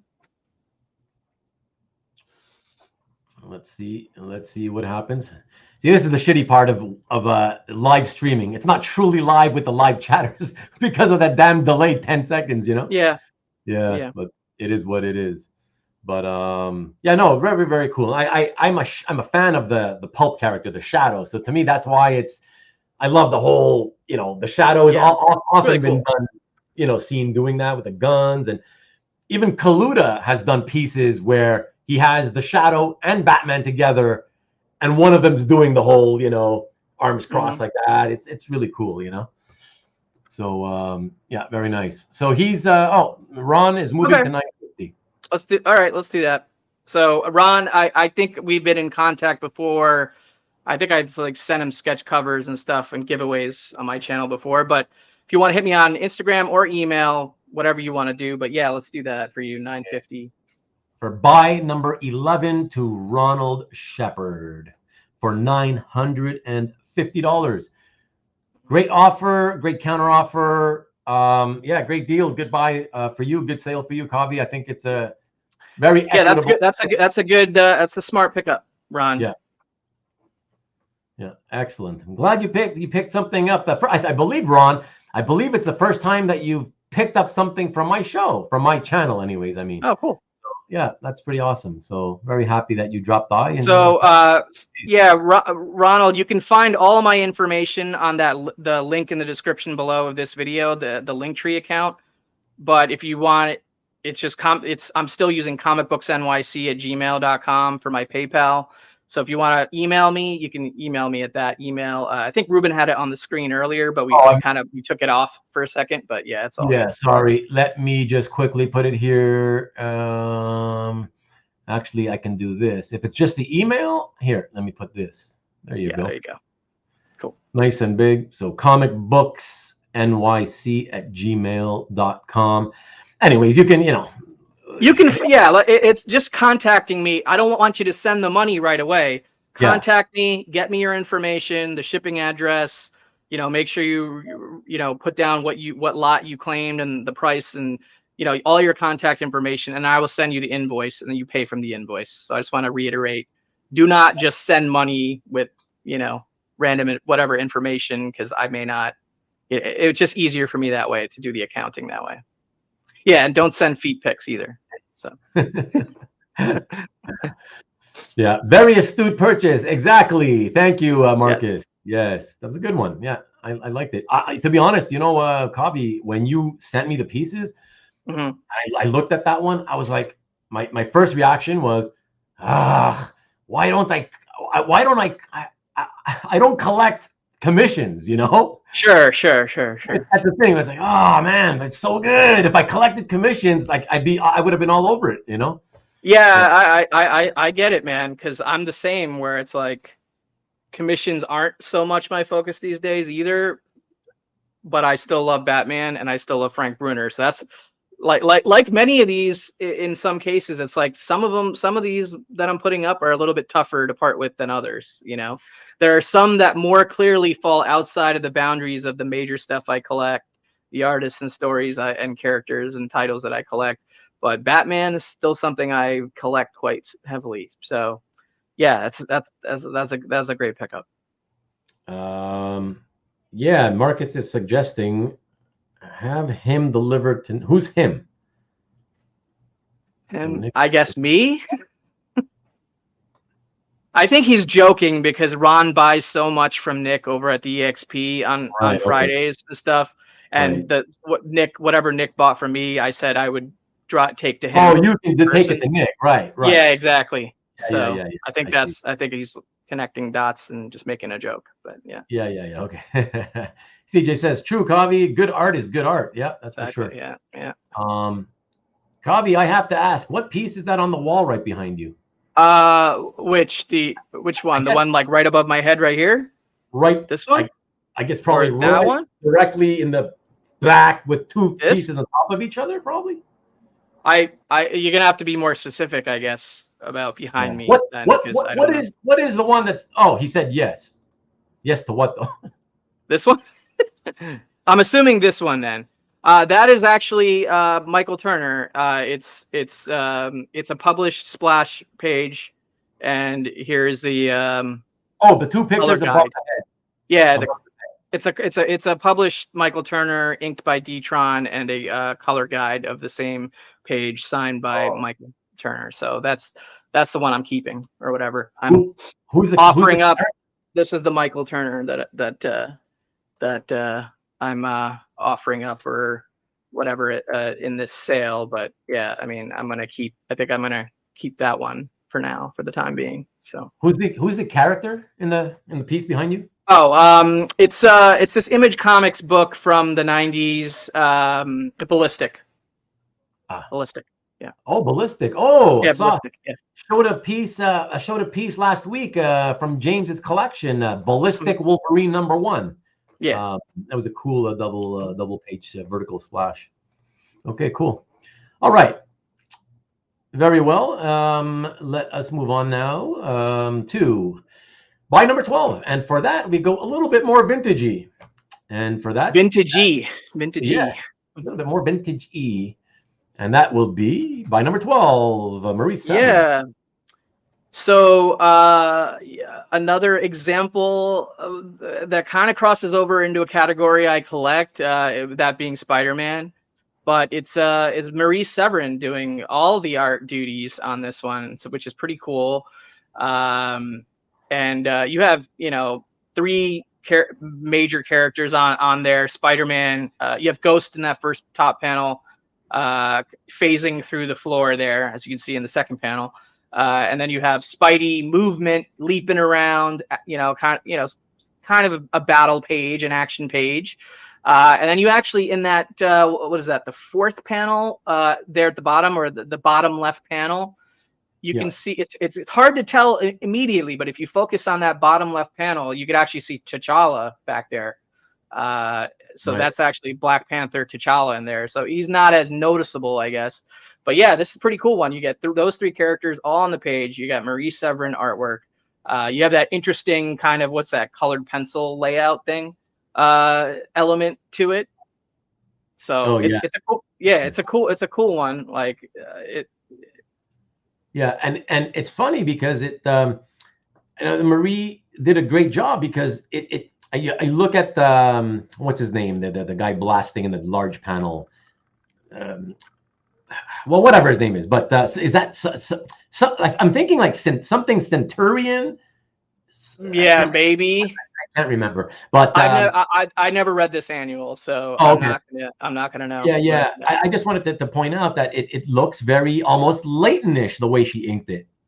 She did a great job with all the armor, It's got that nice shiny armor. Yeah, very, very cool. So very nice. Okay, well, that is available for offers later in the recap, everyone. Let us move on now. Yeah, I mean, I also, like, at some point in coming up with these, noticed that I didn't have as many female artists up for offer, and I was like, I gotta get some female artists in here too, man. Like, Yeah. And we're all talk about the top of the mountaintop. I would say she's at like the top of the mountaintop as far as historic female comic artists. So yeah, her and Ramona, love them both. And Ramona, but I'm not gonna let go of my Ramonas. So yeah. Okay. I don't have any published. I don't have any published Ramonas anyway. But you don't need, or you don't want? I don't have any published Ramona. I just have these sketches and little pieces from her.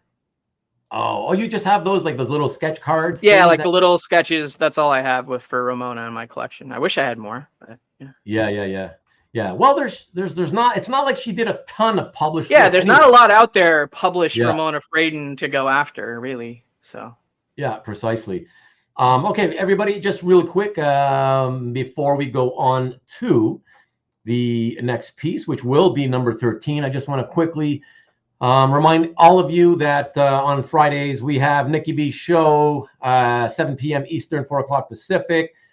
Really lots of fun. I could not be there this past Friday, but I caught it on Rewind, Nick, and I left you your usual 3 likes. So a very fun, entertaining show. Lots of art being offered. So very, very cool. And this happens every week, everybody. For those of you who don't know, if you want to check out some more art sales, Nick's show is every Friday, 7 p.m. Eastern, 4 o'clock Pacific. So check it out. And just so you don't have to be lazy about it, here, let me do this. So there, I just popped in the link that goes directly, not to the main channel, but directly to this Friday's show. All right, so the original art experience, known otherwise as the EXP. And there you go. That's your link for this Friday's show. So bookmark it. And while you're there, maybe subscribe and give them a like. Okay. All righty. Okay, so ready for the next one, Kavi? Sure. Okay, excellent. So from there, everybody, we go to by number 13, and we stick with Marvel Comics for a kick-ass, cool splash page of a very popular character these days. 30 years old. I think you gotta put a little more emphasis than that, though. All right. Well, I mean, the emphasis for me on this page is just how damn relatable it is, to be honest. Like that's what I mean. I think Jen looks really cute on the page too, but who also just hasn't been in this situation where you're like comfy in your slumber situation, right? Having a good dream, whatever it is, and then either the phone rings or the alarm goes off and it's rats, right? It's like, what the hell, man? I wish I could just give me 5 more minutes, you know? So I don't know. I just found this page incredibly charming. Yeah, it's the art's by Tom Morgan. I think he was like the relief writer, relief artist on this, and there was a relief writer on this in this portion of the sensational run. But yeah, 90s Marvel splash page, page one, splash page, title splash, with Jen Walters in bed. So yeah. Like you said, I like Paul says, very relatable. Yeah, exactly, right. That's kind of what I like about a lot of the art. Like for me, when I look at art these days, and I've said this in a lot of cap comments, I like fun. It's all about fun for me now, and stuff like this, just stuff that makes you just puts a smile on your face, right? Yeah. It just represents fun, and that's what the hobby should be about. So really, really cool. Yeah, absolutely, and that's kind of what drew me to the page. I'm not, I wouldn't call myself a She-Hulk collector or anything, or a Tom Morgan collector. It was the only Tom Morgan example in my collection, or is the only currently, but it won't be soon when it sells. But yeah, Tony, do I want to consider this offer when you still owe me money for comic books, Tony? I'm just kidding, bro. Way to call him out, bro. Tony. Yeah, let's do it. Thanks, buddy. All right, man. Awesome. I mean, you gotta come over before I move and do that deal in person, though, right? Save me some effort, to all the NYC guys, let's do it in person, or the NJ guys, please. But yeah. All right, Vivian, that's buy 13 for 1,500 to Tony NY Jr. So very, very excellent buy. Very nice. That's a great pickup, though, Tony. And very nice sale to you, Kavi. So excellent. Yeah, good job, Tony. Love it. Very cool. And yeah, congrats to Tony. And he's moving to Jersey. Yeah, just Jersey, Dan. I'll still be around. I'll be at NYCC. I'll be in and around the city. So no worries. You'll still see me around. Yeah. I'm gonna miss you, Kavi. Yeah, over the internet, where the internet, the only drawback is the internet speed is a lot slower out there, I hear. But we'll see. Right? Yeah. Paulie P, my buddy Paulie P. I'll do 1,400 on the buy 5 Stegman that you offered.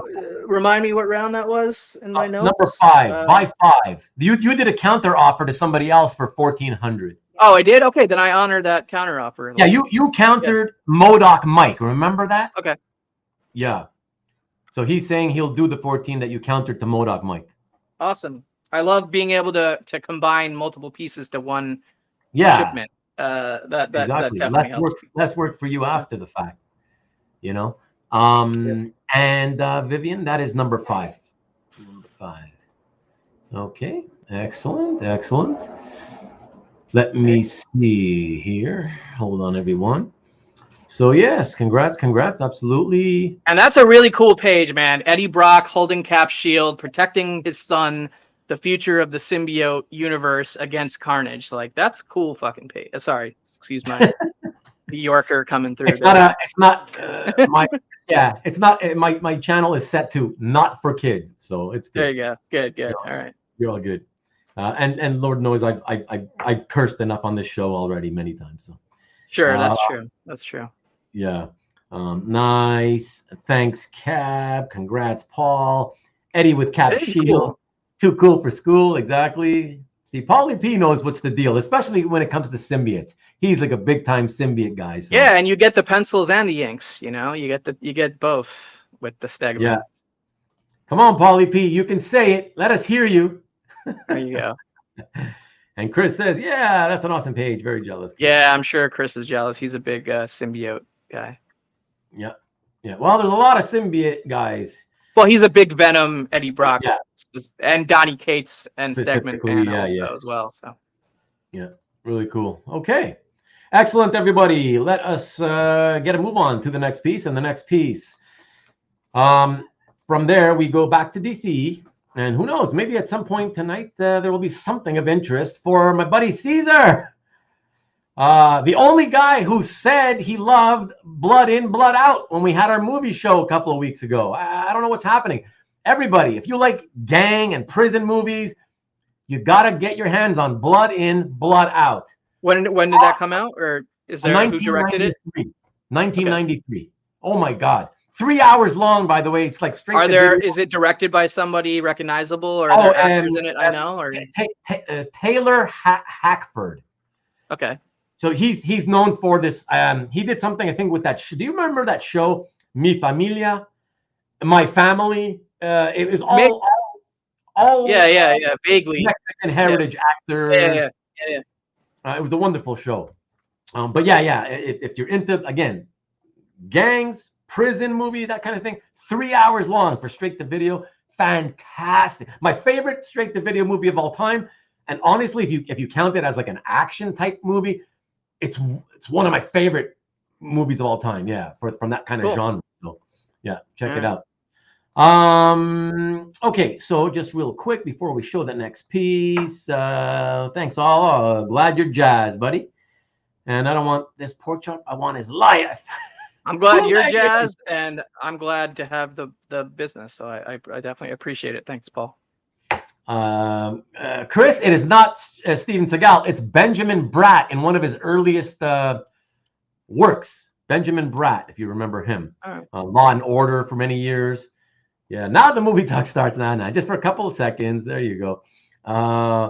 Yeah, you see Billy Bob and Danny Trejo as well. Exactly. Great movie. Number one Marvel fan? Okay, you're not the second guy, third guy.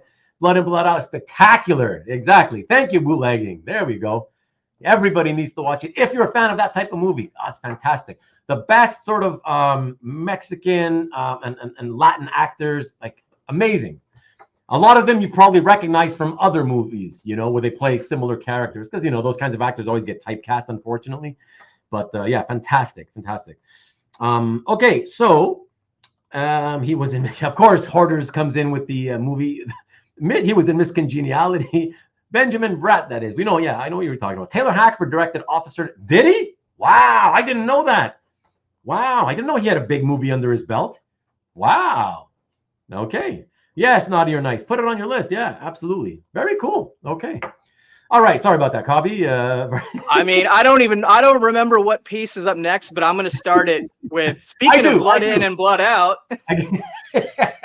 I don't know what's on it. I don't know if there's blood on this page or not, but I'm just going to say, speaking of Blood In, Blood Out, now that I've waited for 10 minutes, let's get it rolling. I got you. All right. We're jumping back to DC. This is going to be by 14, everybody. And for this, we are in. There's a little bit of stuff. There's a little bit of stuff going in and out of Clayface there on the right, on the bottom right. It's like tentacles. Yeah. So a little bit more Batman and Wonder Woman showing up on this sale here, but you also get the added benefit of Clayface in 4 out of the 5 panels, and especially that last one. I think it's just funny. It's just hilarious to me, that look on his face. It's just a charming page. It is inks over blue lines by Carl Kessel, so you don't get the David Hahn pencils, but he was involved in the artwork of the page, if you will. This from the Batman 66 meets Wonder Woman 77 title that came out 6-7 years ago, something like that. Yeah, long title, because they each, I believe they each had their own titles, right? Batman 66 title. I believe so. Yeah, I believe so. Yeah. He did get hosed. Exactly. Da-da. Yep. Yeah. Yeah. So very cool. But yeah, it's just a fun page.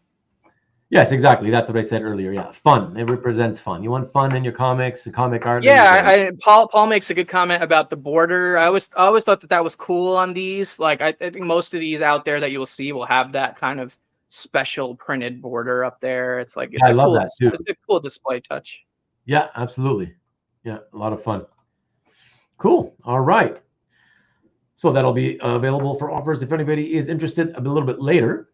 From there, we will jump to something a little bit slightly esoteric Yeah. and go with this piece. Tell us a little bit about this one, Kavi. Well, I mean, I wish I could tell you more about it. You see the unknown year there all ominously. Like, okay, so it's in the 70s. I can tell you pretty much that, but exactly when, I don't know. And I don't, it's not this is probably the hardest comic I've ever tried to find a published actual example of the comic. You know what I mean? I like having the actual published comic book of the pages I have in my collection, kind of thing, or covers especially, right? But okay. Is Paul picking up 14 there, or is that? Paul has decided it's too funny not to pick up. All right, great. Thank you, Paul. Let me write that down real quick.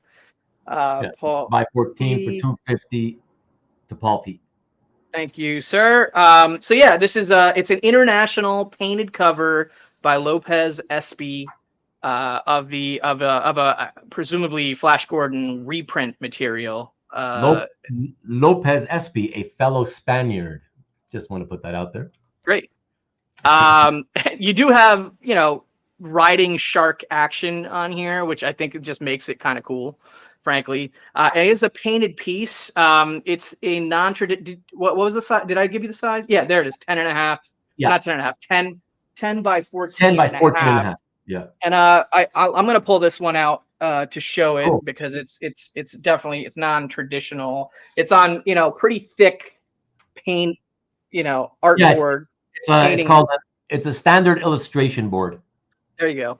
Yeah, it appears to be 1/8 thick. I'm sorry, 1/16 of an inch thickness, but it might be an eighth. I can't tell. Right, and also on the back here, interestingly, you get like a trade dress layout prelim notes. It's all in Spanish though, so I don't know what it says. Like I can tell I can tell where the Flash Gordon logo is supposed to be, and like the price and volume and issue thing on the top left corner, kind of thing, or whatever. But yeah, you get some interesting extra information on the back. Yes, all that. So when you showed me the scan, the big picture you sent me, I read it, and yeah, it's all like you figured. It's all just notes telling them, what color to do this on the published version and what color to do that. And, that kind of stuff. Yeah, so you just get a little bit more into the peek of the behind the scenes stuff back there, if you can read it, Scotty, how do you know that? You have that? He probably does have it. He's a hoarder. He probably does have it, honestly. Like he can track down the things I can't track down when it comes to loose floppy comics. But maybe that's I don't want to say it's definitely right, but yeah. Not enough glute. The blues for the water look much better than in the scan. I feel like painted pieces always present better with natural lighting and stuff like that versus, the straight pixels being absorbed by the scanner and everything. I mean, it's subjective also, but of course. Yeah. Of course. All right. Let us move on to the next piece. For that, we go over to Marvel again. I'm sure everybody's going, oh, thank God. And for that, we go a little vintagey again and offer this cool piece of. Well, it's vintagey Spider-Man art. Are you kidding me? This page is over 42 years old. Okay, so this is from Marvel Team Up, 1981.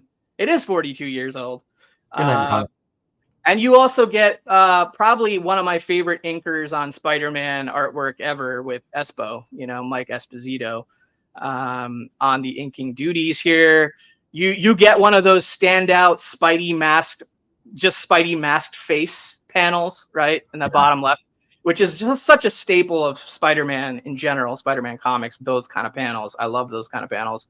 Yeah. Then in the very next panel, you get the web shooter action. And then the final panel, you get kind of like a Pieta image almost, you know? Yeah, like, actually, I don't even on that second to last panel, I don't think it's a spider shooter. I think he's launching one of his Spidey tracers. Oh, trackers. Yeah, trackers. That's right. Yeah. Yeah. But he's just one of his gizmos. So he's like he's like investigating some sort of assault case or like stalker victim stuff like it's kind of Ditko-ish. You know, I don't know how often Herb Trimpe did Spider-Man artwork, but here's Not an example. much. Yeah, Not but much. here's one from a, you know, early Copper Age Marvel team up 100s era. Oh, Copper Age, is it? Yeah. According to some people on Wednesdays, Or late Bronze Age, I guess. I don't know.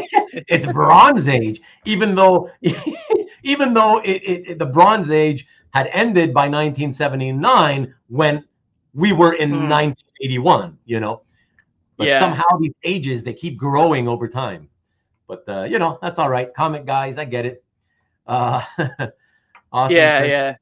Yeah. So there we go. This one's definitely cool, and I'm probably a bigger fan of Mike Esposito in, like, as far as his association with ASM and Spider-Man and his work with Romita and everything. Yeah.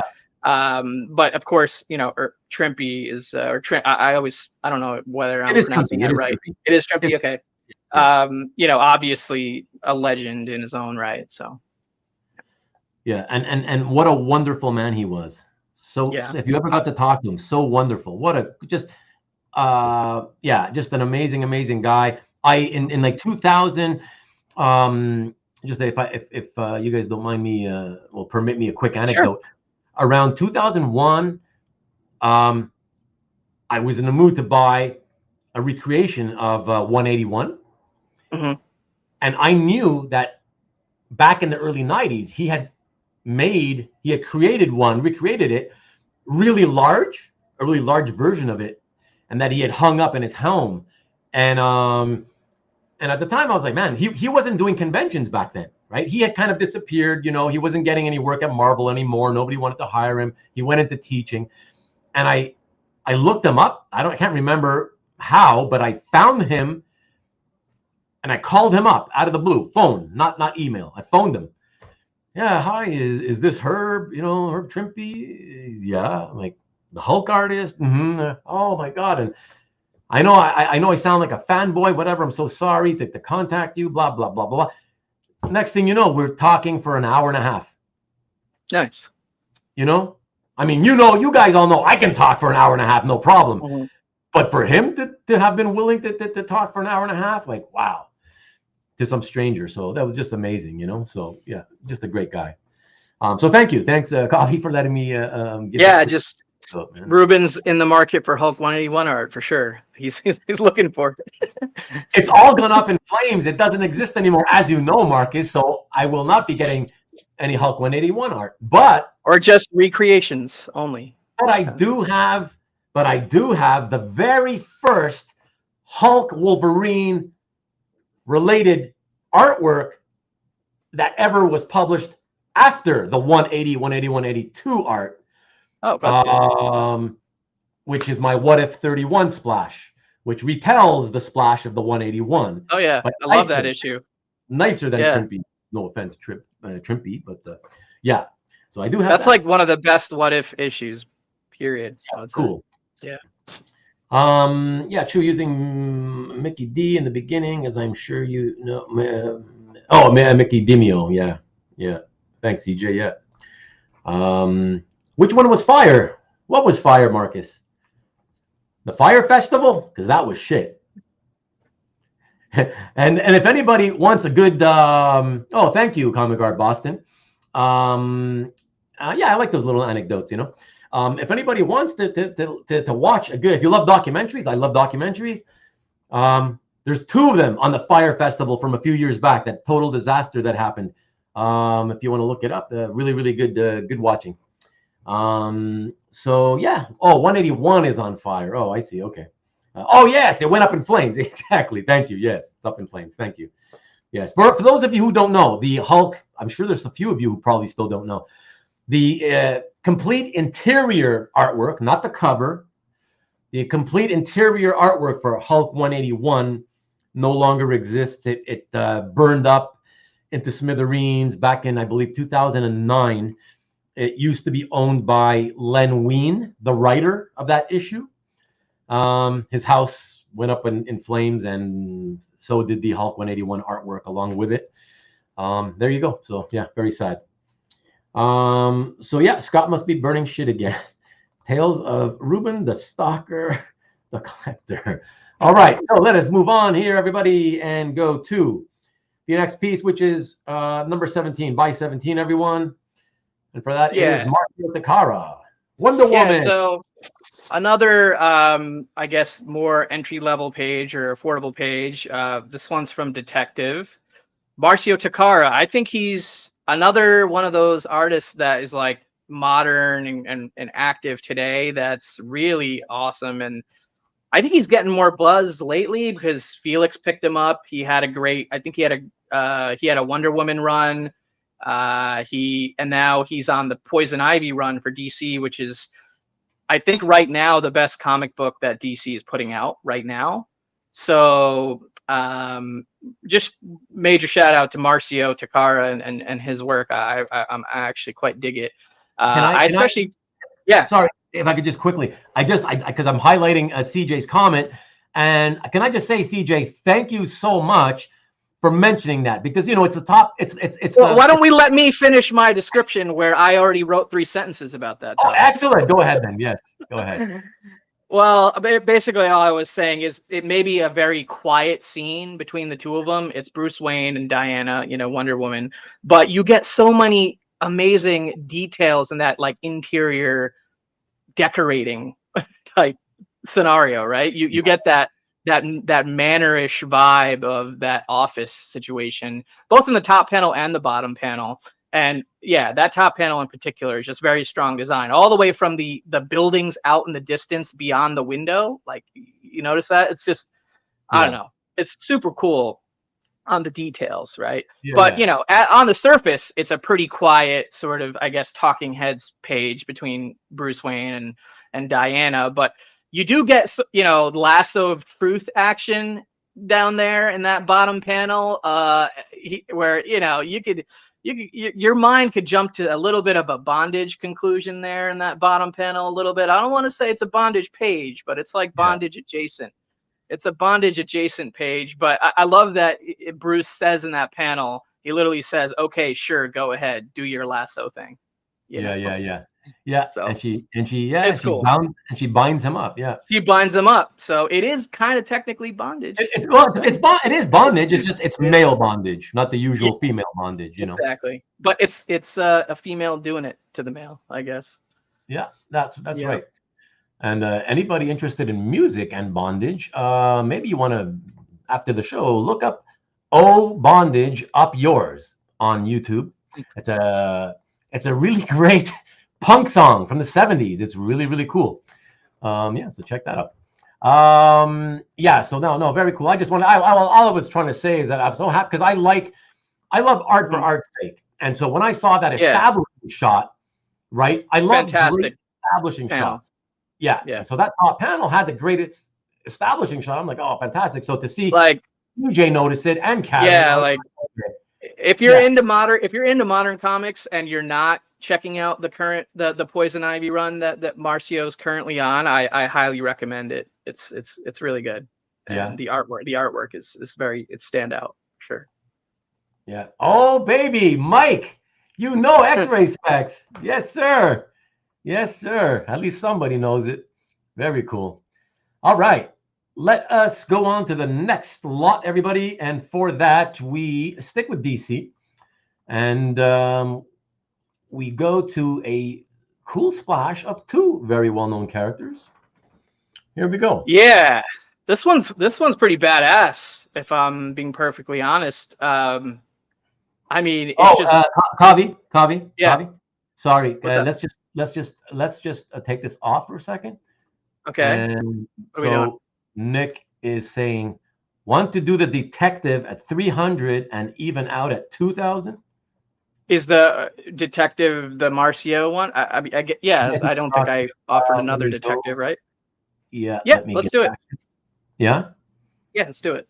Here we go. What's the number? Okay, So total that's for all number for all- 17. Yeah. Buy 17, $300 to Nick Barucci.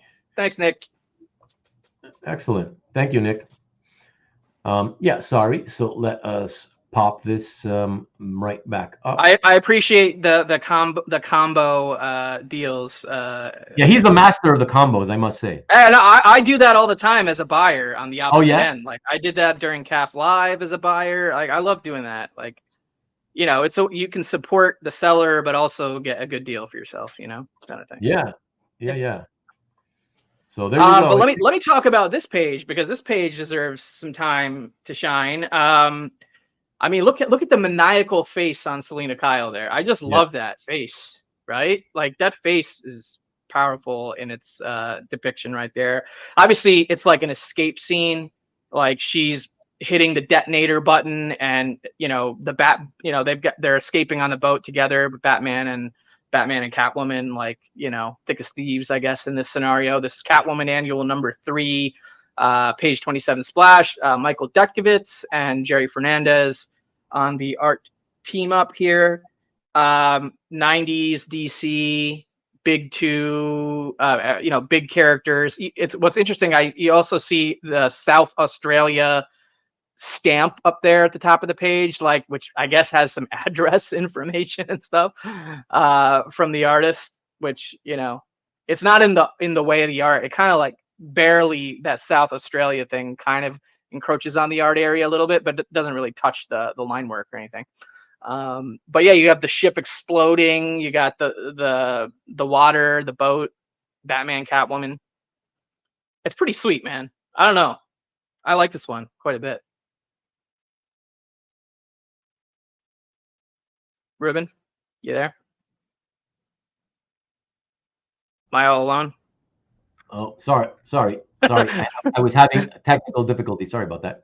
No worries. Yeah, I was. I remember when it had come up available, and then I was surprised to find it that it ended up in your collection. You know, I was like, oh, Kavi got that one that I liked. You know. Yeah. Is that an offer?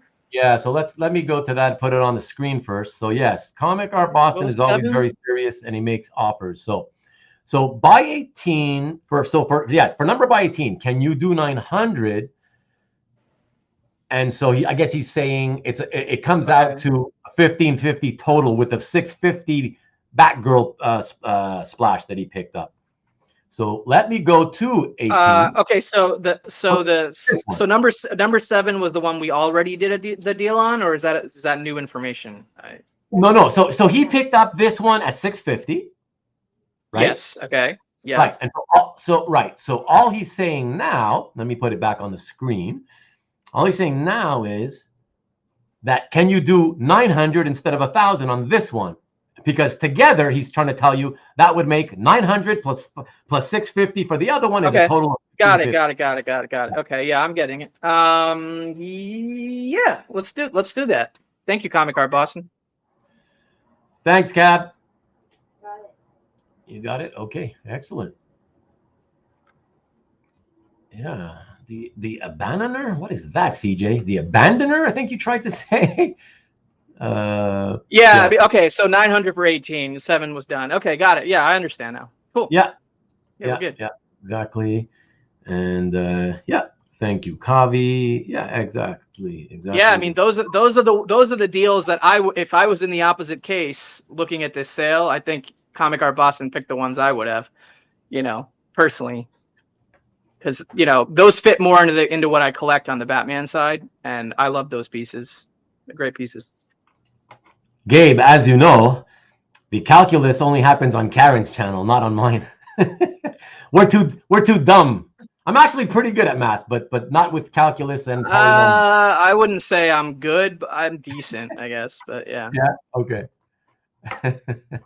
I mean, I've got smart genes and lineage, you know, in my family history and whatnot. But yeah, for sure.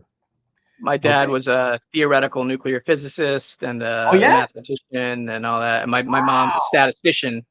Wow. So that's a lot of math and science and stuff. So Wow. yeah. A theoretical nuclear physicist. Holy shit, dude. Wow. Yeah. What happened? What happened to you? Let's not go there. Nah, trust me. Trust me. In all honesty, you got into the music business.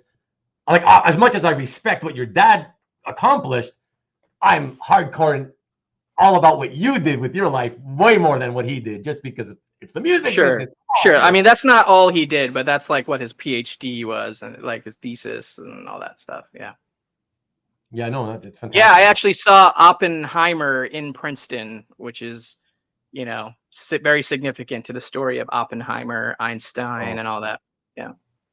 Yeah. Very, very cool. The university, Princeton University. Mm. Okay. All righty.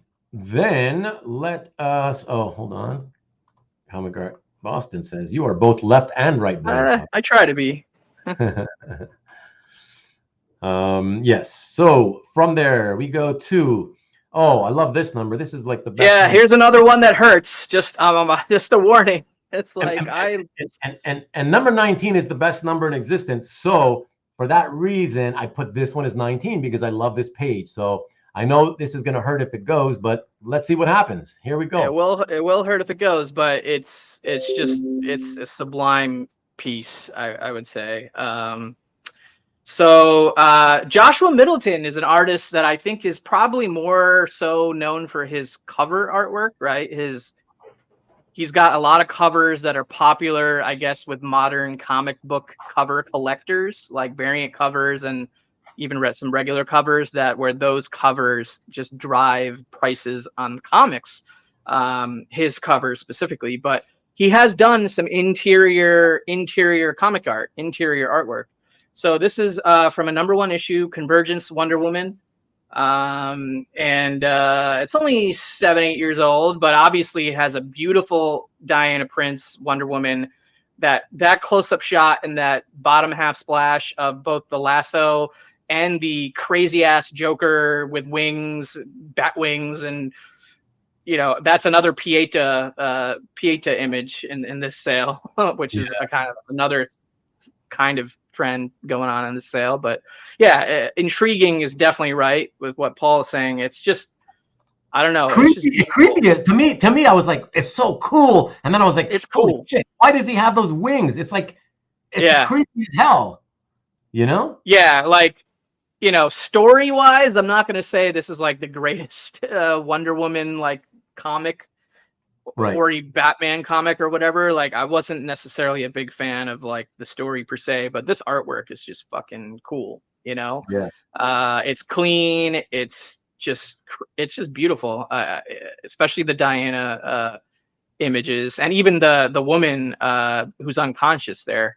The close up of her face in that second panel. I mean, that's gorgeous. But yeah, the Joker is awesome. Like, this is some major cool stuff here. And get a Joshua Middleton example. It's not easy, Yeah. So yeah. No. Very, yeah. very beautiful. Thank you, Jeffrey C, saying this is a top of the line. This is definitely a top of the line type page. Come on, man. 19. Do it for number 19, everybody. Yeah, gorgeous. So we'll see. We'll see if there's any interest a little bit later. We'll take some offers. Yep. All right. So from that really kick-ass piece, we jump to buy number 20, everybody. And that is this one. So another look for Peter Parker and Spider-Man in the sale. This is from Marvel Adventure Spider-Man, but which is, I think, what used to be, I guess, the more junior title, or the younger reader title, like an alternate title for Spider-Man. Right. But this is 15 years old already at this point, which is kind of crazy to me that this is 15 years old, but it's all pencils. Artist is John Boy Myers. I absolutely love that first panel of Spidey in the, with the Spidey pose, like perching up on the ledge. It does kind of feel like Spider-Tween in a way, but this is from the more, I guess, young adult series, right? So they kind of, I guess, oriented his look a little bit more towards kids, but I think that top panel goes hand in hand with some adult Spidey images, and even just that the Spidey mask panel on the bottom right is really cool too to me. Yeah, Really they're great clean, images. really clean. Yeah, just really nice pencils on this. A lot of detail, and I think John Boy Myers is another kind of underrated artist as well. So Yeah, really, really, really nice images actually. mhm. And he's if you count the hand or the partial hand, he's in every Mhm. panel. So that's really cool, you know. He is in every panel. You could argue that for sure. Yes, yeah. So really, really nice. And yeah, I actually it's funny because I here let me come back. I never read any of those titles myself, but I actually, because of my Tom Grummett collecting, I actually own quite a few covers from that, from Oh, really? the, yeah, from those. Adventures? They Yeah. had various Marvel adventures, like they had Yeah. Marvel Adventures Spider-Man, Marvel Adventures Avengers, you know, Sure. stuff like that. And yeah, they always had like pretty nice covers on the titles. So, and Yeah. it's a very affordable way to get major character art, right? Without, Exactly. Yeah. yeah, because of the fact that it's the interior Yeah, artist. I mean, the Spider-Man is still like a category that I collect, but I guess I'm more focused on the runs, that I actually read at a more formative, like Ultimate Spider-Man, for example, like that Right, was my jam, right. like, so I have a lot of stuff from Bagley from that run, and that's the stuff I'll hold on to until I absolutely have to, get rid of it or whatever, hopefully never, right, or whatever, but you know what I mean. But this is the kind of thing where it's like, I wasn't really, I wasn't reading that book. I was like, oh, I'm going to get a John Boy Myers Spider-Man example because he worked on this Spider-Man. I like the page. I like the artwork. So that's how it made, ultimately made its way to my collection. But yeah, I'll pass it on to somebody who will appreciate it more. Very cool. And 19 for Johnny Unitas, or is that Johnny Utah from that early 90s movie? No, CJ, it's 19 for The Collector, baby. 1983 Saint Laurent, Quebec, Canada champion, baseball champions. Pitch the winning game, baby. Woo! Damn, I've never seen you that excited. Oh my God. All right. So let us see. Yeah, thank you. Thanks, EC. That's what it was. I was blanking. Yeah, exactly. Johnny Utah from Point Break. Yeah, there you go. Yeah. So, okay, let us move on to the next one. And for that, we go to number 21 by 21, everybody, is one of Kavi's most favorite titles of many, many years. It is, and it's kind of strange for me to be offering up anything from this comic. So because I love it so much, and it's actually a huge kind of portion of my collection is pages from this title by Cliff. Obviously, I offered the Batman Green Arrow Black Canary page by Cliff earlier, which I think sold, right? But here's another offering from Cliff. But I want to just make a disclaimer that I'm not going to accept any offers on this. Okay. This is the price is 500 because that's what I paid Felix on the drop, and I'm not budging from that price. So this is the only lot where that's going to be the case. I'm just as happy for it not to sell and it just to go back into my, semi black hole Paper Girls collection, if you will, because it's like my favorite indie comic book series to come out since it came out. If not the last 10, 15, whatever, 20 years. It's one of my all-time favorite comic book series, Paper Girls, in general. So here's the first page. Obviously, that's not a main character page. So it's going to be a little bit more mid-price range, but the main character pages are in the upper hundreds, if not low thousands or whatever, at least, within the last couple of years. So it's the kind of page where it's like, if you really want a Paper Girls example and don't have one, I'm looking for that collector who's willing to pay what it cost at the drop, because this is what it costs at the drop. But if if I don't find anybody in that fits that bill, I'm not going to sweat it. It's kind of almost a bonus piece that I'm throwing into the sale for that reason. I'm just as happy keeping it.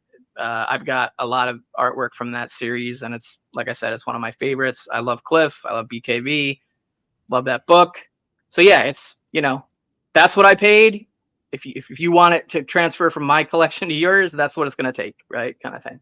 But yeah, I don't know if there's much else to say about it, but you either know what it is or you don't, kind of thing, with Paper Girls. There you go, Tim Finney. Mm-hmm. That's what's up. 19, baby, in the house. Sandman 19 is awesome. Yeah. And by the way, don't. I'm not Al Bundy. As awesome as that experience was, Marcus, I topped it. Nothing can ever top playing a part in creating my daughter and giving her life. So that supersedes any athletic accomplishment from my youth. No, that's not perfect. So yeah, Paul wanted to offer you. He's getting a little bit excited. So he's trying to be, yeah. He wants that. Which one was that? Was that Spidey? Yeah, the Spidey, John Boy Myers. Yeah, I'm gonna do that for Paul. Wow, sure. Nice, Kavi. Yeah. Now that's a deal. Holy shit, Paul. That's a bit. I know you risked it. That was a huge ask. You took a chance because he doesn't typically go that low. But like, wow, and the fact that it worked, that's awesome. So good for both. Well, I'm doing that because he's bought 3 other pieces. Yeah. Frank. But, no, for sure. Totally get you. But that's why he knows that it was a good moment to do that, right? It was a good moment to do that. Yeah. He knows that. So yeah, very astute. I would have done the same. Like if I was in a position to be buying any art at all right now, which I'm not, sadly. But Peter Peck, Paul Packaged Pappas. Yes. Chris says that he needs to read this comic. He's ashamed to say that he hasn't. I think he's talking about Paper Girls. Hey, Paper Girls, yeah. I love hearing Kavi talk about his art, says Paul. Thanks, Paul. Yeah. Thanks. And there you go. Thanks, Kavi. It's very nice. I took a chance. Exactly. Paul's on a roll. Yes, he is. Nice. And Paul Pastutz. He's very astute. So, yes. Learning from guys like Nick with the claim shows. Yeah, there you go. You pick up a few things along the way, right, Paul? There you go. Excellent. By example. By example. By example, exactly. All right. So, a couple of more. But don't be an example collector if that's not your jam. Yes, correct. That's the lesson I'm currently learning. But yeah. All right. So the next piece is by 22, everyone.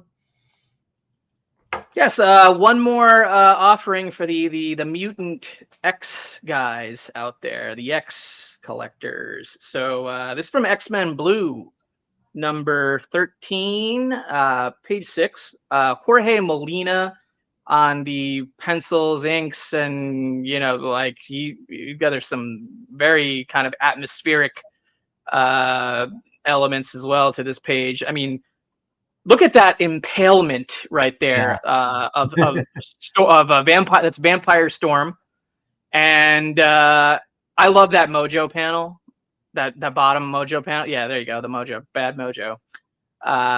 I don't know. It's a really cool page. If I didn't already have other Jorge Molina X art, Nick, you can be any kind of collector you want, my man. Let's be real. No, love you though. Collect how you collect. That's all I meant by that.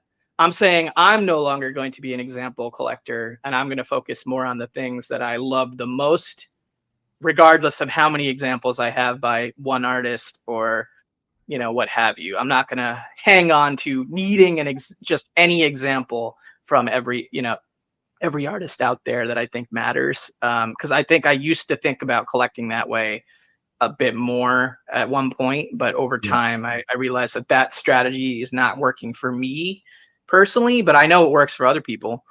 So to each their own, and I agree with all collecting strategies and such. But yeah, this is a really, really cool Molina example, in particular with that impalement of Vampire Storm in that middle panel. Like, I hesitate to call it a half splash or whatever. I'm sure some dealers out there might try to argue that, but it's a panel page. Yeah, no, it's really really nice. I love the impalement, and given that she's a vampire, that it it works perfectly. Right? Yeah, exactly. Yeah. Mike says, by not being an example collector, you're setting an example. I suppose you're right. Yeah. Very cool. Okay, so with that, everyone, we go to the last piece for tonight before we get to the let's make a deal stage. We're already at the let's make a deal stage. I mean, Well, let's be real. But yeah, but whatever. We'll still run through the unsold stuff anyways. Sure. Sure. You know, Yeah, I'd appreciate you doing that. that's fine. And Yeah. yeah, and then after this next piece, we'll get to this last piece, and then my lovely wife needs to leave us because she looks like she's falling asleep there in the chair. Sorry, Vivian. I honestly thought this might only take like 90 minutes, but who am I kidding? This is Ruben we're dealing with. This is me we're dealing with. What are you talking about? But you had fun. That's what's important. Come on. Yeah, absolutely. Okay, everybody. So before I do that, because I don't want to fall too far behind. I mean, just see the comments. Okay, it's just like there's no chance. Some jokes. Okay, catching up tomorrow. Ruben recap. Do the Ruben roundup. Rich comes in late when everything's already sold. Stick around, Rich. You can make some offers. Yes, by the way, yeah, I saw the pictures so on Instagram. So looks like you were having a good time at Terrificon. We definitely do not. There have been a lot of big conventions every weekend lately, I would say. So I understand if people have escaped their wallets of money recently, kind of thing. Look what CJ says. He's backstabbing me right now. God, how dare you? Et tu, CJ? Et tu? Oh, this has been a pretty tight show for 23 lots. It went pretty fast. But see, look at that. Even it can always go a little like faster, that's for sure. Yeah, for sure. Blood in. Speaking of blood in, blood out. Even I don't agree with Paul on this one. So yeah, but yeah, Fred's here now. I'm here for the 10:21 p.m. show. There you go. We got it started exactly. Tom Kadzalowski, what's up, sir? Good to see you, man. Hey. And another 10 minutes before we get to lot 23. Yeah, well, you see, Paul, exactly. You know me, baby. But that doesn't stop you from talking my ear off when we get on the phone, does it? So anyways, just saying. Okay, let's get to the last piece, everybody. And for that one, we are at number 23. And here it is. All right, I got to just throw in are you kidding me? Okay. Silver Surfer versus Thanos by Ron Lim. I mean, I don't have to say a lot more than that, but it's Ron Lim and Robert Jones. This is a commission. I mean, if you were to get a published Ron Lim image of this caliber and quality, it would not be $3,000. So this is the price that I've got on this. It's incredible. It's an absolutely incredibly epic cosmic image of a battle out in the cosmos between Thanos and the Silver Surfer. It's absolutely incredible. So just for a size description a little bit, the art area for the image is 11.5 by 14. It's matted and framed to 12.5 by 15.5, and the matting is inside a 20 by 23 inches frame. So it's a double matted framed, pretty large commission by Ron Lim with Robert Jones inking from 13 years ago. Shall we show this one, Kavi? Yeah, I have this one here in the framing and all that. It's pretty large, so it's going to be, is that visible? Oh yeah, it's cool. That's cool. Yeah, it is a colored matte. I mean, the frame is not colored, I guess, but yeah, the matte is slightly colored. It's like a dark. Is it? Because it looks black. It looks like a double matte. It looks black. It's not black. It's like a purple almost, I think. Oh, is it? Okay. Okay. Dark enough to be close to black, so that's fine. Yeah, it's close to black. Like it appears black essentially, but But yeah, and don't forget, everybody, it's free shipping if you buy the frame because it's a framed piece. He's giving yes, Paul. It is framed, and he will not charge ship. He'll pick up the shipping if you do a deal for it and buy it. So yeah, and if you're local, of course, you know, we can do an in-person or whatever, of course, on a frame thing. But I mean, Paul has already bought several pieces, so I would probably ship the other pieces separately. Whatever. I don't think I would combine his other pages or whatever. But I'm not saying he wants to buy this, but in that case, I'm not gonna combine other pieces with a frame piece, shipping wise. But yeah, it's a pretty badass one. Look, I'm not gonna cry if this doesn't sell. You know, this is another one. This is one of those. Like I can't afford published Ron Lim cosmic art. You know, from any period he worked on cosmic art with this kind of image caliber. It doesn't come around. You know, it's not just out there in plethora. So there you go. it's really, And really. this has been on, like, it's not in camera frame right there, but this has been on my wall since I moved into this place. So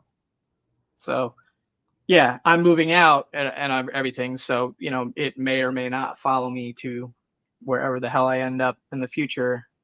But after tonight, after tonight, it's going back in the collection. Like this is basically on Ruben's show or bust kind of thing. I'm not, you know, I'm not going to mess around with it. But yeah, no, it's fantastic. Yeah, I wouldn't cry either, says Ian. Ian's trying to get permission, but it's not, he doesn't have it. He says he wants it, but his wife shook her head. Smart Becca's wife. not going to kill you. You can do it. Come on. It looks awesome framed. It really does look awesome. This is why Hey, thanks, Wes. This is why I always, hey, Wes, what's up? Late to the party.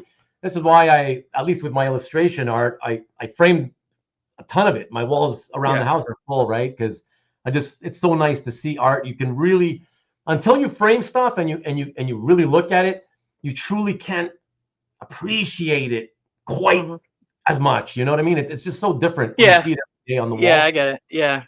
You know, it's. I have a lot of stuff framed, either in, you know, professional type framing jobs and some also cheaper, you know, just like swappable frames. But even the stuff I have in the swappable frames, you know, you end up just looking at those a lot more, obviously, than just the portfolio ones. But later, Nick. I appreciate the sales, my man. Yes, exactly. Thanks, Nick, and not only for the purchases, but also for rallying the likes as always. Really appreciate you. And yeah, we'll see you hopefully Friday. Okay. All right. So. All right. So what didn't sell? What do you need to show? What do we need to show again here, real quick? Okay. So let me go back to the scans. Okay. So we start number with one. Number one. Here we go. You want to say something about it? The thing about recapping is, of course, we always have to wait at least 10 to 15 seconds just to see if anybody is interested, right? Like, yeah, I mean, look, it's the recap round, so I'm open to coming down. I don't know if that's on me to I don't know, is that on me to come down or what? But listen, that's completely up to you. I'll just tell you, just so you know, on my sales, when I've always done them, I don't bother because I'm thinking, if my theory is, if you really if someone's interested and wants to make an offer, they can make one, right? You tell me, right. If you're really interested at a cheaper price, you'll give me the offer. That's it, right? So like I don't like answering that. What's your best price? Like Mark, no. I'm sure he's putting it in the chat as a joke, and I appreciate that. But it's like, really, you know? No, when people email me on CAF to say, hey, what would be your best price? Or through my website, oh, what's your best price? I'm like, well, the best price for me is obviously if you buy it at full price. That's the price. That's the best price. That's the best price. That is the best price. Like, there's no such thing otherwise, right? Like, I want to get as much as I can. So tell me. Yeah, I'm willing to go lower if somebody's interested. Make an offer. That's all. That's pretty much the procedure here, I guess, for the recap. Yeah, that's fine, Chris. Let me know if it is. If you know, may not be, but if it is, sure. we can talk about it. Okay, cool. And Marcus wants 11. Joke. Okay, so let's show the next one. So the next one is number 2. And Okay. that would go for the Jay Lee and Timothy Zahn piece. I think Nick bought that one in a combo deal. Sorry, that's what he bought. Yeah. Sorry. The next one, number 8. Hold on, let me get this off. He also bought number 3. 6, Paul yeah. P 6 got number is gone, 4. 7 is 5, gone. so- Oh, 8. So it's the Michael Turner. Sorry. Yeah, number 8. Here we go. Yeah. So, you know, if anyone's interested, I feel like I've already kind of talked about these pieces. I mean, it's an awesome Michael Turner Fathom variant cover prelim to that issue that you see published on the right over there. It started the whole glutes joke in this stream.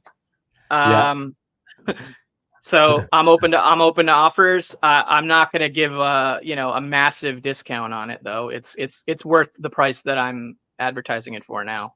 So yeah, there you go. Okay, excellent. From 8, let me see. We go to 9. I can't believe that I would have thought. Yeah, I mean this is a banger in many ways, man. One of my favorites. Like I'm willing to come down a little bit, but there has to be interest, obviously. So let's see an offer, but I'm not coming down a ton on this. I'm not taking $1,000 off this. That ain't happening. So, No, and as well you shouldn't, for sure.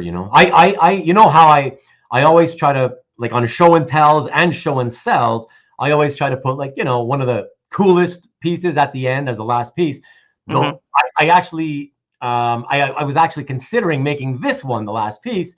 It is kind of last round worthy. I mean, especially considering it's published, and whereas the Ron Lim is not published, but the Ron Lim is just epic. Yeah, exactly. Which is why you wanted it, and that's why I went with that too. Yeah. So okay, no worries. So yeah, let me know.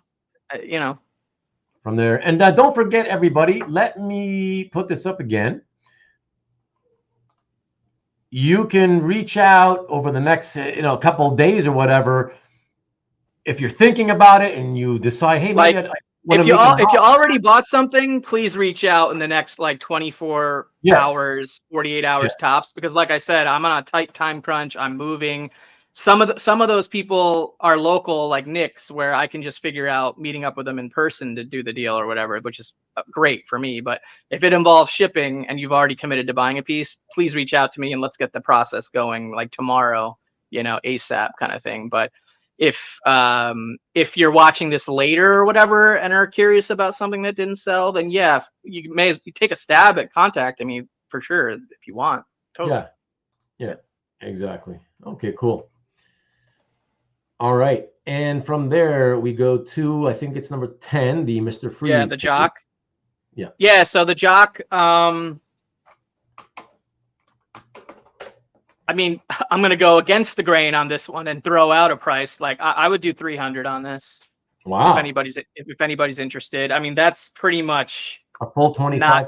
That's basically not making any money on it and just moving it to another collection. But I would do 300 on it if anybody's interested. Okay, that's fair enough. Yeah, that's very fair actually, to drop to 25%.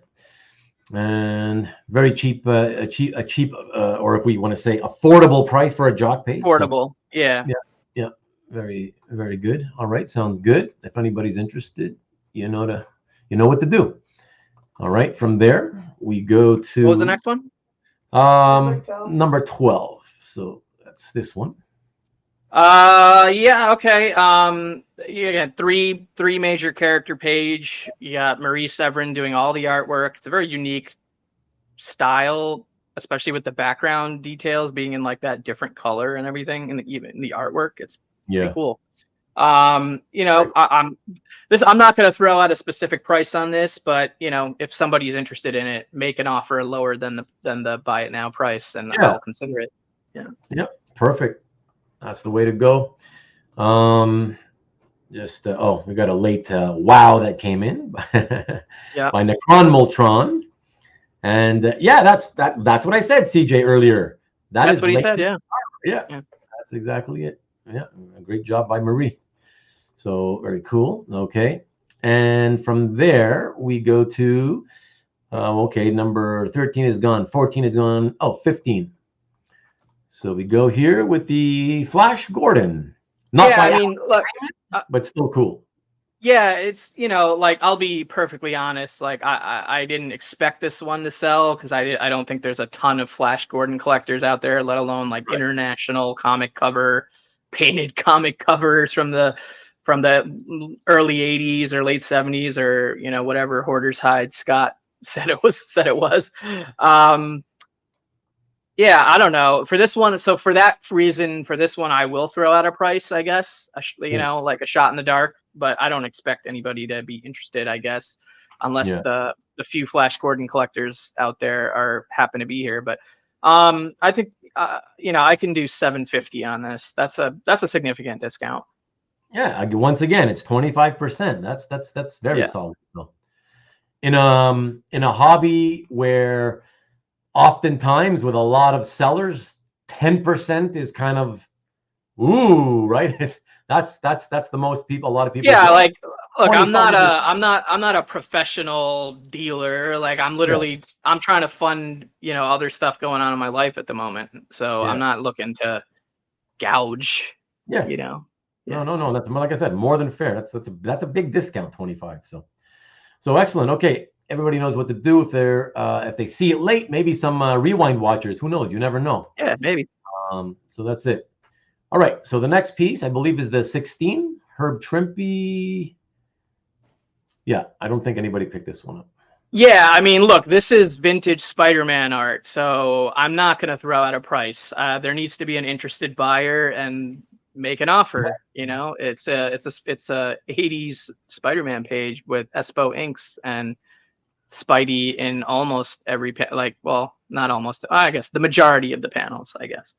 Yeah, the last five. I'm willing to come down a little, but yeah. I'm also that's another one. It's another one where it's like I don't see that going down in value over time. I just see it going up. So. Yeah. Well, very little goes down in value, but but 40 some odd 40 plus year old Spider-Man art is it's up there. Yeah. No. There's never any reason to massively discount that type of material, right? Exactly. Okay. So the next piece would be, let me see. I think we sold a Marshall Takara, sold the 18 as well. Oh, I think the Middleton. Yeah, I mean, this page is. Yeah. This page is freaking nuts, dude. I mean. Yeah, I love it. I'm like, yeah, I don't know. It's like anything else. There are times when you try to provide a sale, whether it's on a YouTube channel or on a website, and there's always going to be those pieces where you're like, oh yeah, this one's going to sell, man. And then there's a bunch that you're like, okay, God, I have to put these up, but nobody's going to want them, but who cares? I got to do it anyways, right. And oftentimes it's the opposite. It's the one that you think is not going to sell.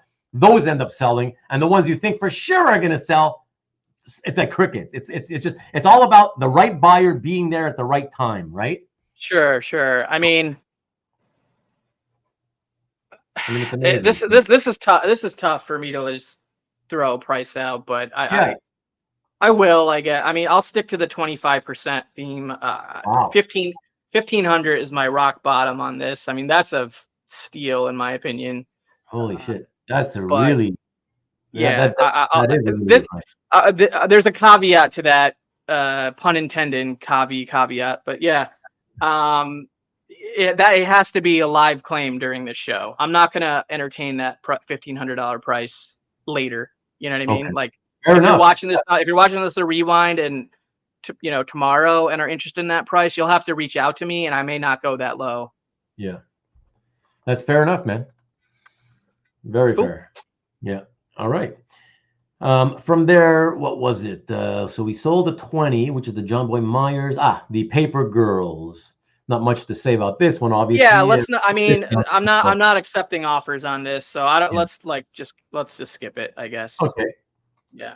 Fair enough. So the next one would be the X-Men piece. Yeah, I mean, this one, I'm willing to play ball a little bit if someone's interested in this. Yeah.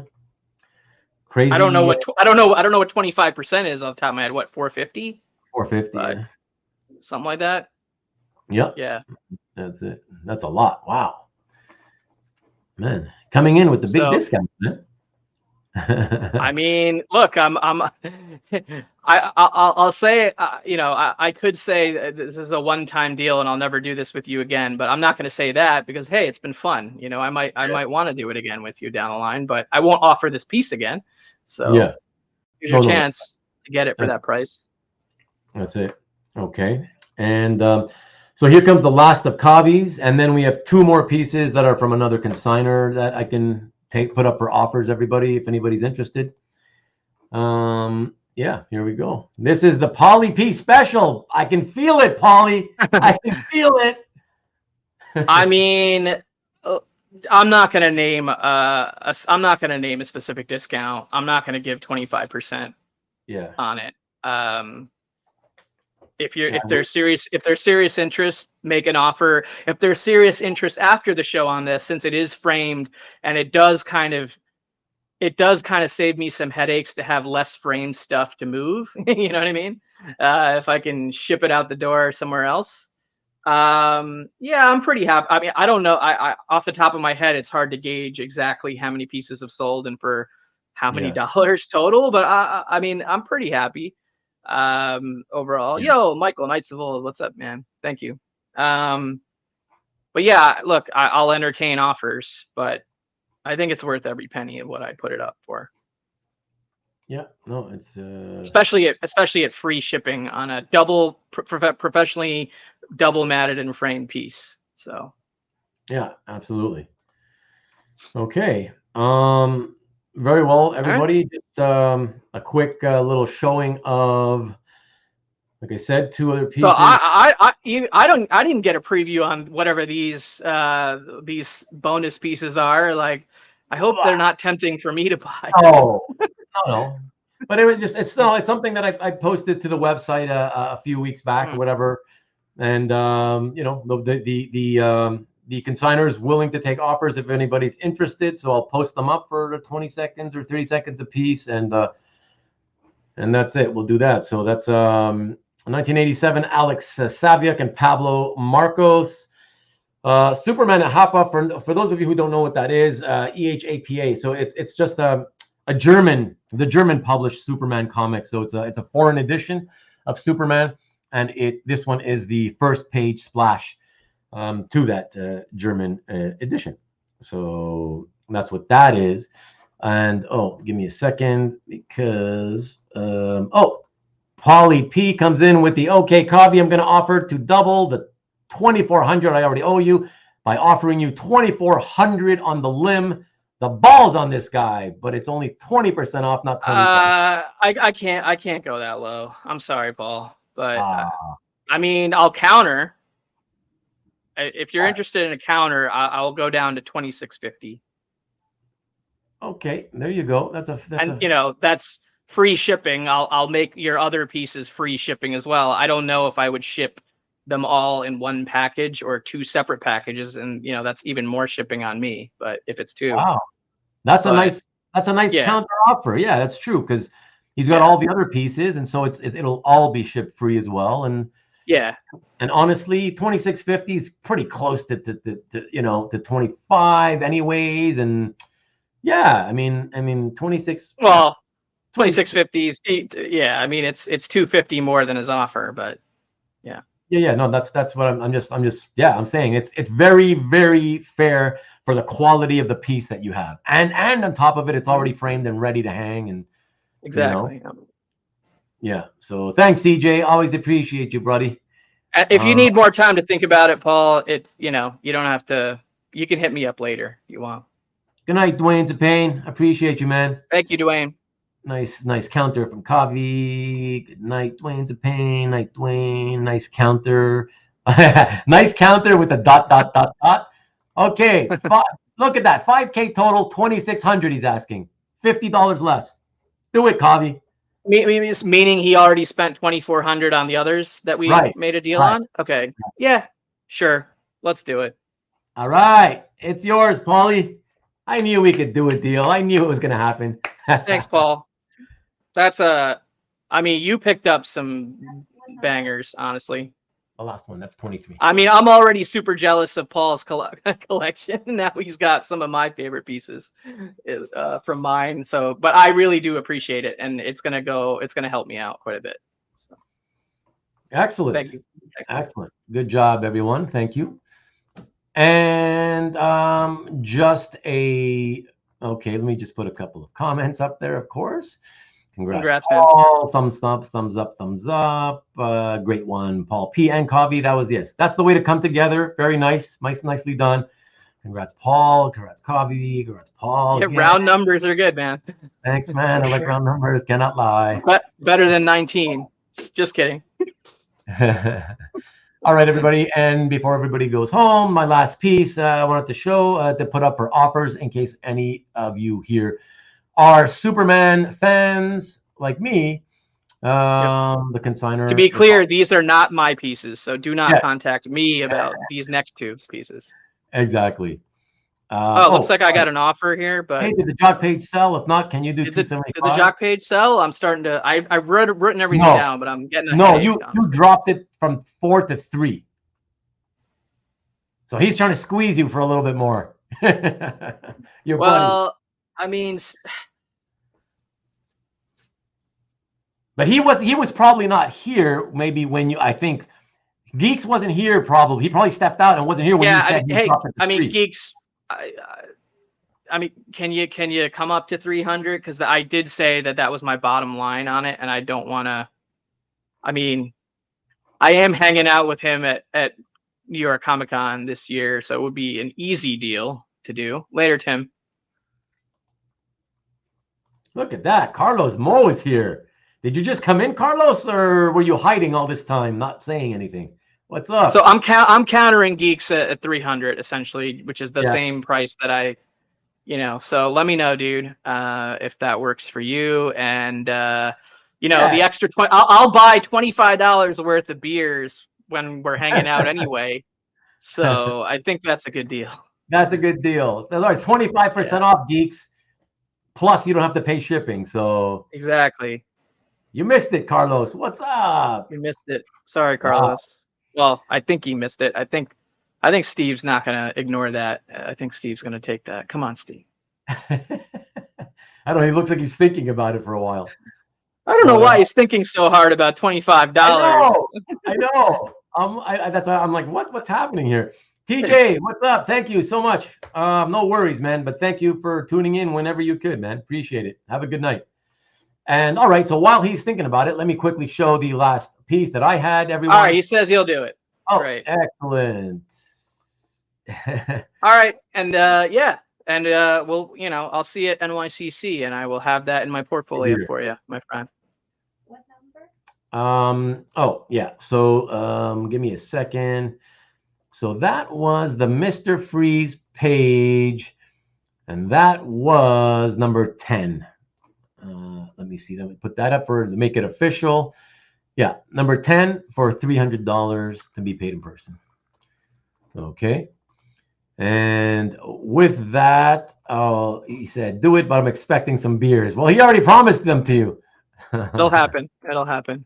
So Kavi, Cav has sent you the email. Thank you. Okay, and that's you, of course. What am I highlighting? You. All right. And so the last piece, everybody, up for offer or to take offers in case anybody's interested. The consignor is open to them. So here we go. Back into the club and put the strobe lights on. Holy moly. That's a nice one, man. Yeah, I love this piece. I even told him before when he offered it to me, I was like, oh man, that's tempting. I prefer I don't consider myself a huge I have some Superman stuff in my collection, but I'm not a huge Superman collector. But that's awesome, man. Yeah, I would be tempted, but I can't be spending this money I just made on selling my art on your art. But, obviously, just everybody, just so you know, this is Eduardo Barreto. It's his very first Superman job. He's known for some covers. Did a run on Titans. But beautiful, especially those spaceships, those Star Wars like spaceships, and the beams they're shooting out, and those special effects that he created with the white out in those Rad. concentric circles, you know. Yeah. Really, really beautiful. So it's there. Toretto's awesome. It's great. And yeah, oh, rest assured your artwork is going to a good home. He knows that. I believe it. I believe it, man. Your collection is amazing. So yeah, yeah. Thank you, Karen. Thank you, Ian, and thank you, CJ, and thank you, David, and thank you, Comic Art Boston. But okay, so no Superman or Barreto fans tonight. That's okay. And Caesar finally speaks up. The cover is coming up for auction. Oh, really? Wow. That's really cool. Yeah, the cover, I figure Barreto cover should be somewhere in that $7,000 range, somewhere in there. I'll give or take a little bit, but I would think I would say something like that. But yeah, so very, very cool. If anybody wants it, like I said, it's on my website. So reach out to me privately if you want to make an offer. If you're watching this on Rewind. All right, and one more last quick look at the color version. And there you go on behalf of the consigner. And you are very, very, very welcome, Comic Art Boston. Let me get this off. Thank you for buying, and thank you, Ruben, for giving me the. Yeah, man.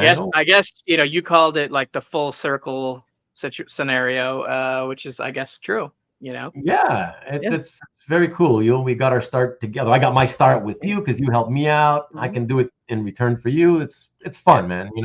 Cool. I really, really, I always love talking to you and hanging with you and same doing shit with you. So yeah, I really appreciate that. You asked me. I'm honored that you actually asked me to help you with this. So no, I appreciate you. I said, I wonder what you think about it. And I was like, okay, yeah, I think I mean, regardless, even if I sold nothing, like I said, we've just done this offline before for a few hours at a time anyway and enjoyed ourselves. So let's, Yeah, absolutely. It was going to be fun either way. So for sure. Absolutely. Yep. Thanks, Karen. And you're very welcome, Tariq. Always appreciate you, brother. Thank you so much. Good night, Vivian. All the very best. Kavi for a smooth move. And okay, good night to you. Great show as always. Thanks, Nick. Appreciate you. And you're very welcome. Thank you, Ron. Great to hear. Thank you for a great Frank Brunner piece you picked up, Ron. Yes, great piece. Wonderful piece. So thanks for coming in and participating, Ron. I really appreciate it. And Ron, whenever you're up to it, remember, I haven't forgotten. You let me know you want to come on and either show and tell or hang out and just shoot the shit. We'd love to have you, man. So there we go. So good night, Vivian. Kavi, best of luck with the move and the future. Thanks, CJ. And awesome. Oh, thank you so much, Ian. Appreciate it. Polly, thank you very much as always. I love you, brother. So thank you so much. Thanks for dropping in. And yeah, congrats on all the sales, Kavi. And great show tonight. Thank you, Karen, as always. Really appreciate you as always, of course. Great show. Thanks to you, of course, Rick. As always, good luck with the move. Thanks, everybody. I went from saying I will not buy anything to how about 5K for everything? But you wouldn't be Paulie P if you didn't do that, You're very welcome, though. Thank you. Thank you very much. Ragnarok recap. I don't know what that is, but we did have a recap. So we did the recap. So that was the recap. Exactly. So good night. Good night to you, Paul. Thank you. Thank you again. Really appreciate it. Awesome, Ron. Thanks. Yeah, but you get in contact with me. Now. Anytime you're ready, just reach out and we'll talk about to pick out a Sunday that is convenient for you. All right. Yes, it is certainly an addiction. Marcus, it is not movie talk time, but I appreciate your love of that. I love the fact that you're hardcore into it. I really appreciate that. Good night, Vivian. Good night, Vivian. Blood in, blood out time. Yes, sir. Go. Speaking of blood in, blood out, I'm gonna use that forever now. I don't even know what it means. Never blood seen in, blood out. And it's subtitled "Bound by Honor." Oh wow. Yeah. But you were trying to resist. Exactly. You know how it is, right? It's like you got the needle in the arm. You know how that it works. You know how it is more than anybody. Got here in time to see you sign off. Yeah, nice. Thanks, Brian. That's No cool. worries. But at least you showed up. Thank you. Appreciate it. Thanks He's probably for coming. busy. He's probably busy at his comic shop taking care of stuff. That you got to do what you got to do. But thanks for coming in and supporting your boy even at the last second, man. It's always appreciated. Thank you very much, David. Thank you so much. Every week is always a pleasure when I see you pop into the chat, man. So thank you and congrats, for the sales for sure. I'm gonna Karen, great show, Jen. Kazra, you were here. Kazra, thank you. I think you were hiding. Scotty, good night. Scott. Have a safe and painless move, Kavi. Thanks, Scott. And Blue Line Art Chat. Don't know. That's not going to happen. If we're not talking about movies now, we're not talking about Blue Line Art Chat. That's for sure. It needs to be a show about nothing that turns into Blue Lines. That's what it is. Yeah. I like that little blast from the past, if we will. Yeah. If you remember that, I don't know if you remember that one, but that was interesting. That was interesting. But okay, everybody, thank you very much. And as a reminder for anybody who's still here but weren't here in the first few minutes, I have nothing planned for next week. I have no guest. I've been falling behind on my production for YouTube content. I think I may take the week off.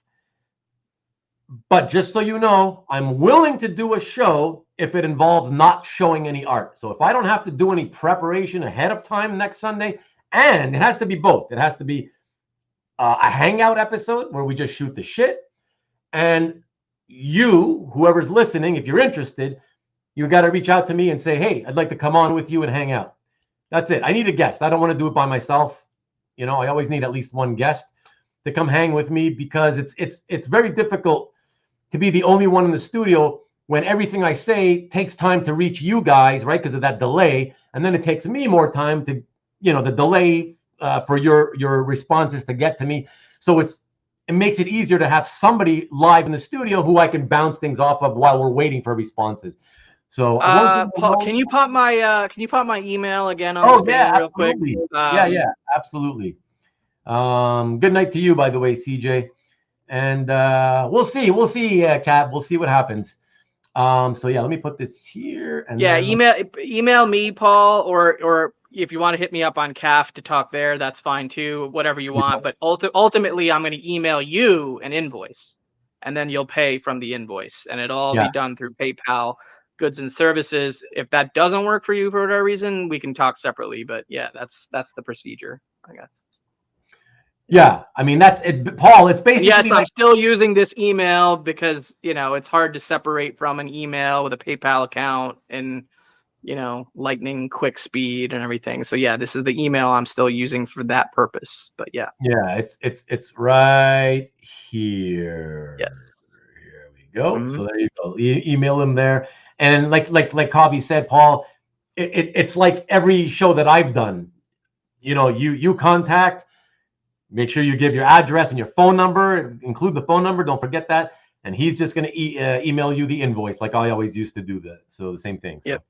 So yeah, so there and and you've got the frame piece plus the non-frame pieces, and so you're free shipping for you. Like I said, that's totally fine.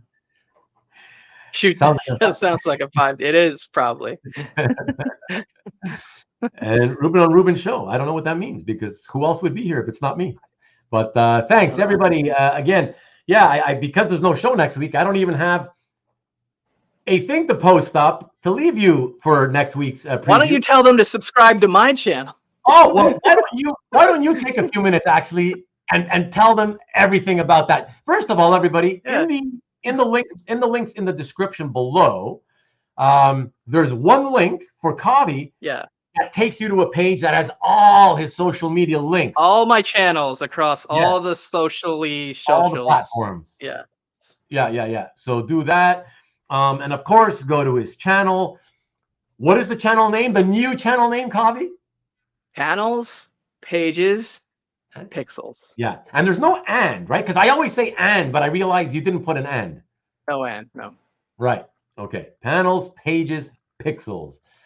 And subscribe, of course. Yeah, I do. I do occasional comic art content. I have over 50 episodes of a show called Original Art Hour on there, of which I was one of the first people doing that show, sort of in a YouTube lull of content creation around comic art. Before Comic Art Live on YouTube was a thing, I was doing that show for a bit. So yeah, it's fun. Go back and watch those rewinds. Obviously, I cannot, be doing a ton of content at the moment. I'm focused on now getting rid of these pages to the buyers and making sure that everything goes smoothly there. And then I'm going to be moving and everything. But yeah, I'll eventually get back in content making again, hopefully. But that's a tough question. It's a very close tie between certain Zelda games and certain Final Fantasy games, and my opinion kind of changes over time. I think right now it's probably Final Fantasy VII and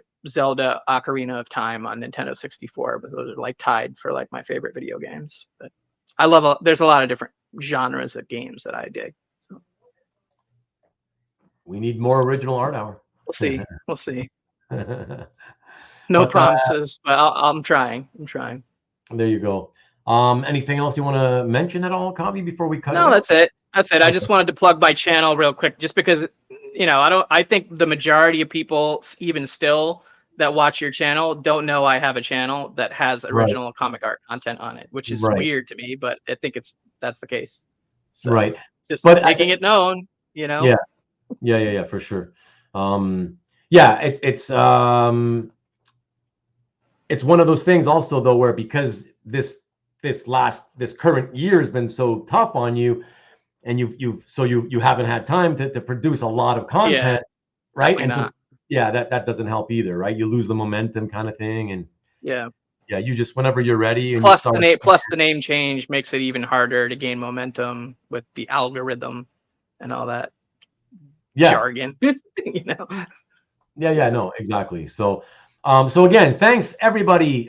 Thanks to you, Kavi, of course, for asking me. Thank you, my friend. I can't thank you enough, honestly. I would have moved one way or the other, right? Yeah. But this makes it so that after I'm through with it, I'm a little less worried. So yeah, good. I'm happy. Karen's telling you that. I know. I appreciate that, Karen. I appreciate it. She's awesome, man. She's a new member of our community, and she's awesome. So supportive to people. Awesome. So everybody should check out Karen's pages. Like I said earlier at the top of the show, and because I'm that kind of a guy, let me just quickly do this. And for those of you who weren't here earlier, here you go. Check out her content. It's super, super fun. And she's very knowledgeable. And she's a woman. How many women do you know on YouTube in the hobby? Come on, just for that alone, you should be curious. So go check it out. She's really awesome. So go. There's a lot in the comic book hobby as well, which she also collects. Yes. So there's a lot out there. Yes, I want to make a point. Yeah, and I want to make comic a point. Art, not so much. Not as much. No, that's it. No, that's it. I want to make a point to say that it's she does comics and art, which that's what makes it more unique, Yep. So you're very welcome, Karen. So that's it, man. Okay, if there's anything else, I just want to say thank you to all of you, as always, who come in week out and support what we're doing here together. Like I always say, it's really, my channel is about trying to make it about all of us, and that's why we talk so much. I want it to be all about shooting. Just the 3-hour show. This is barely scratching the surface for you. Yeah, man. Yeah, I mean, that's what it became a 3-hour show. So it's got to be your average time. It's an average, yeah. I always kind of think I always count my average at around 3. So 3, that sounds about right. Yeah. So there you go, everyone. So thanks again, and thanks everyone.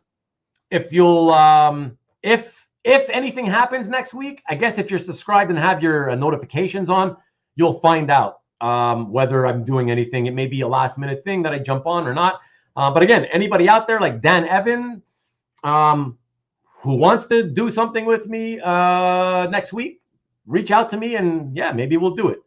Neon Dragon should come back for movie talk next week. I don't think that's going to happen, but who knows? If it's unplanned, maybe we should. At least the Dirty Dozen might show up, right? So who knows? We'll see. But thanks everybody again, and that's it. I guess we'll maybe catch you next Sunday, but don't expect it. And if not, then hopefully catch you for a hangout with Wolvie fan Rob Gomez, who you all saw last week. And that would be, yeah, the week following next, 2 weeks from now. So that's it. Nice. Thanks again, everyone. Peace. Later.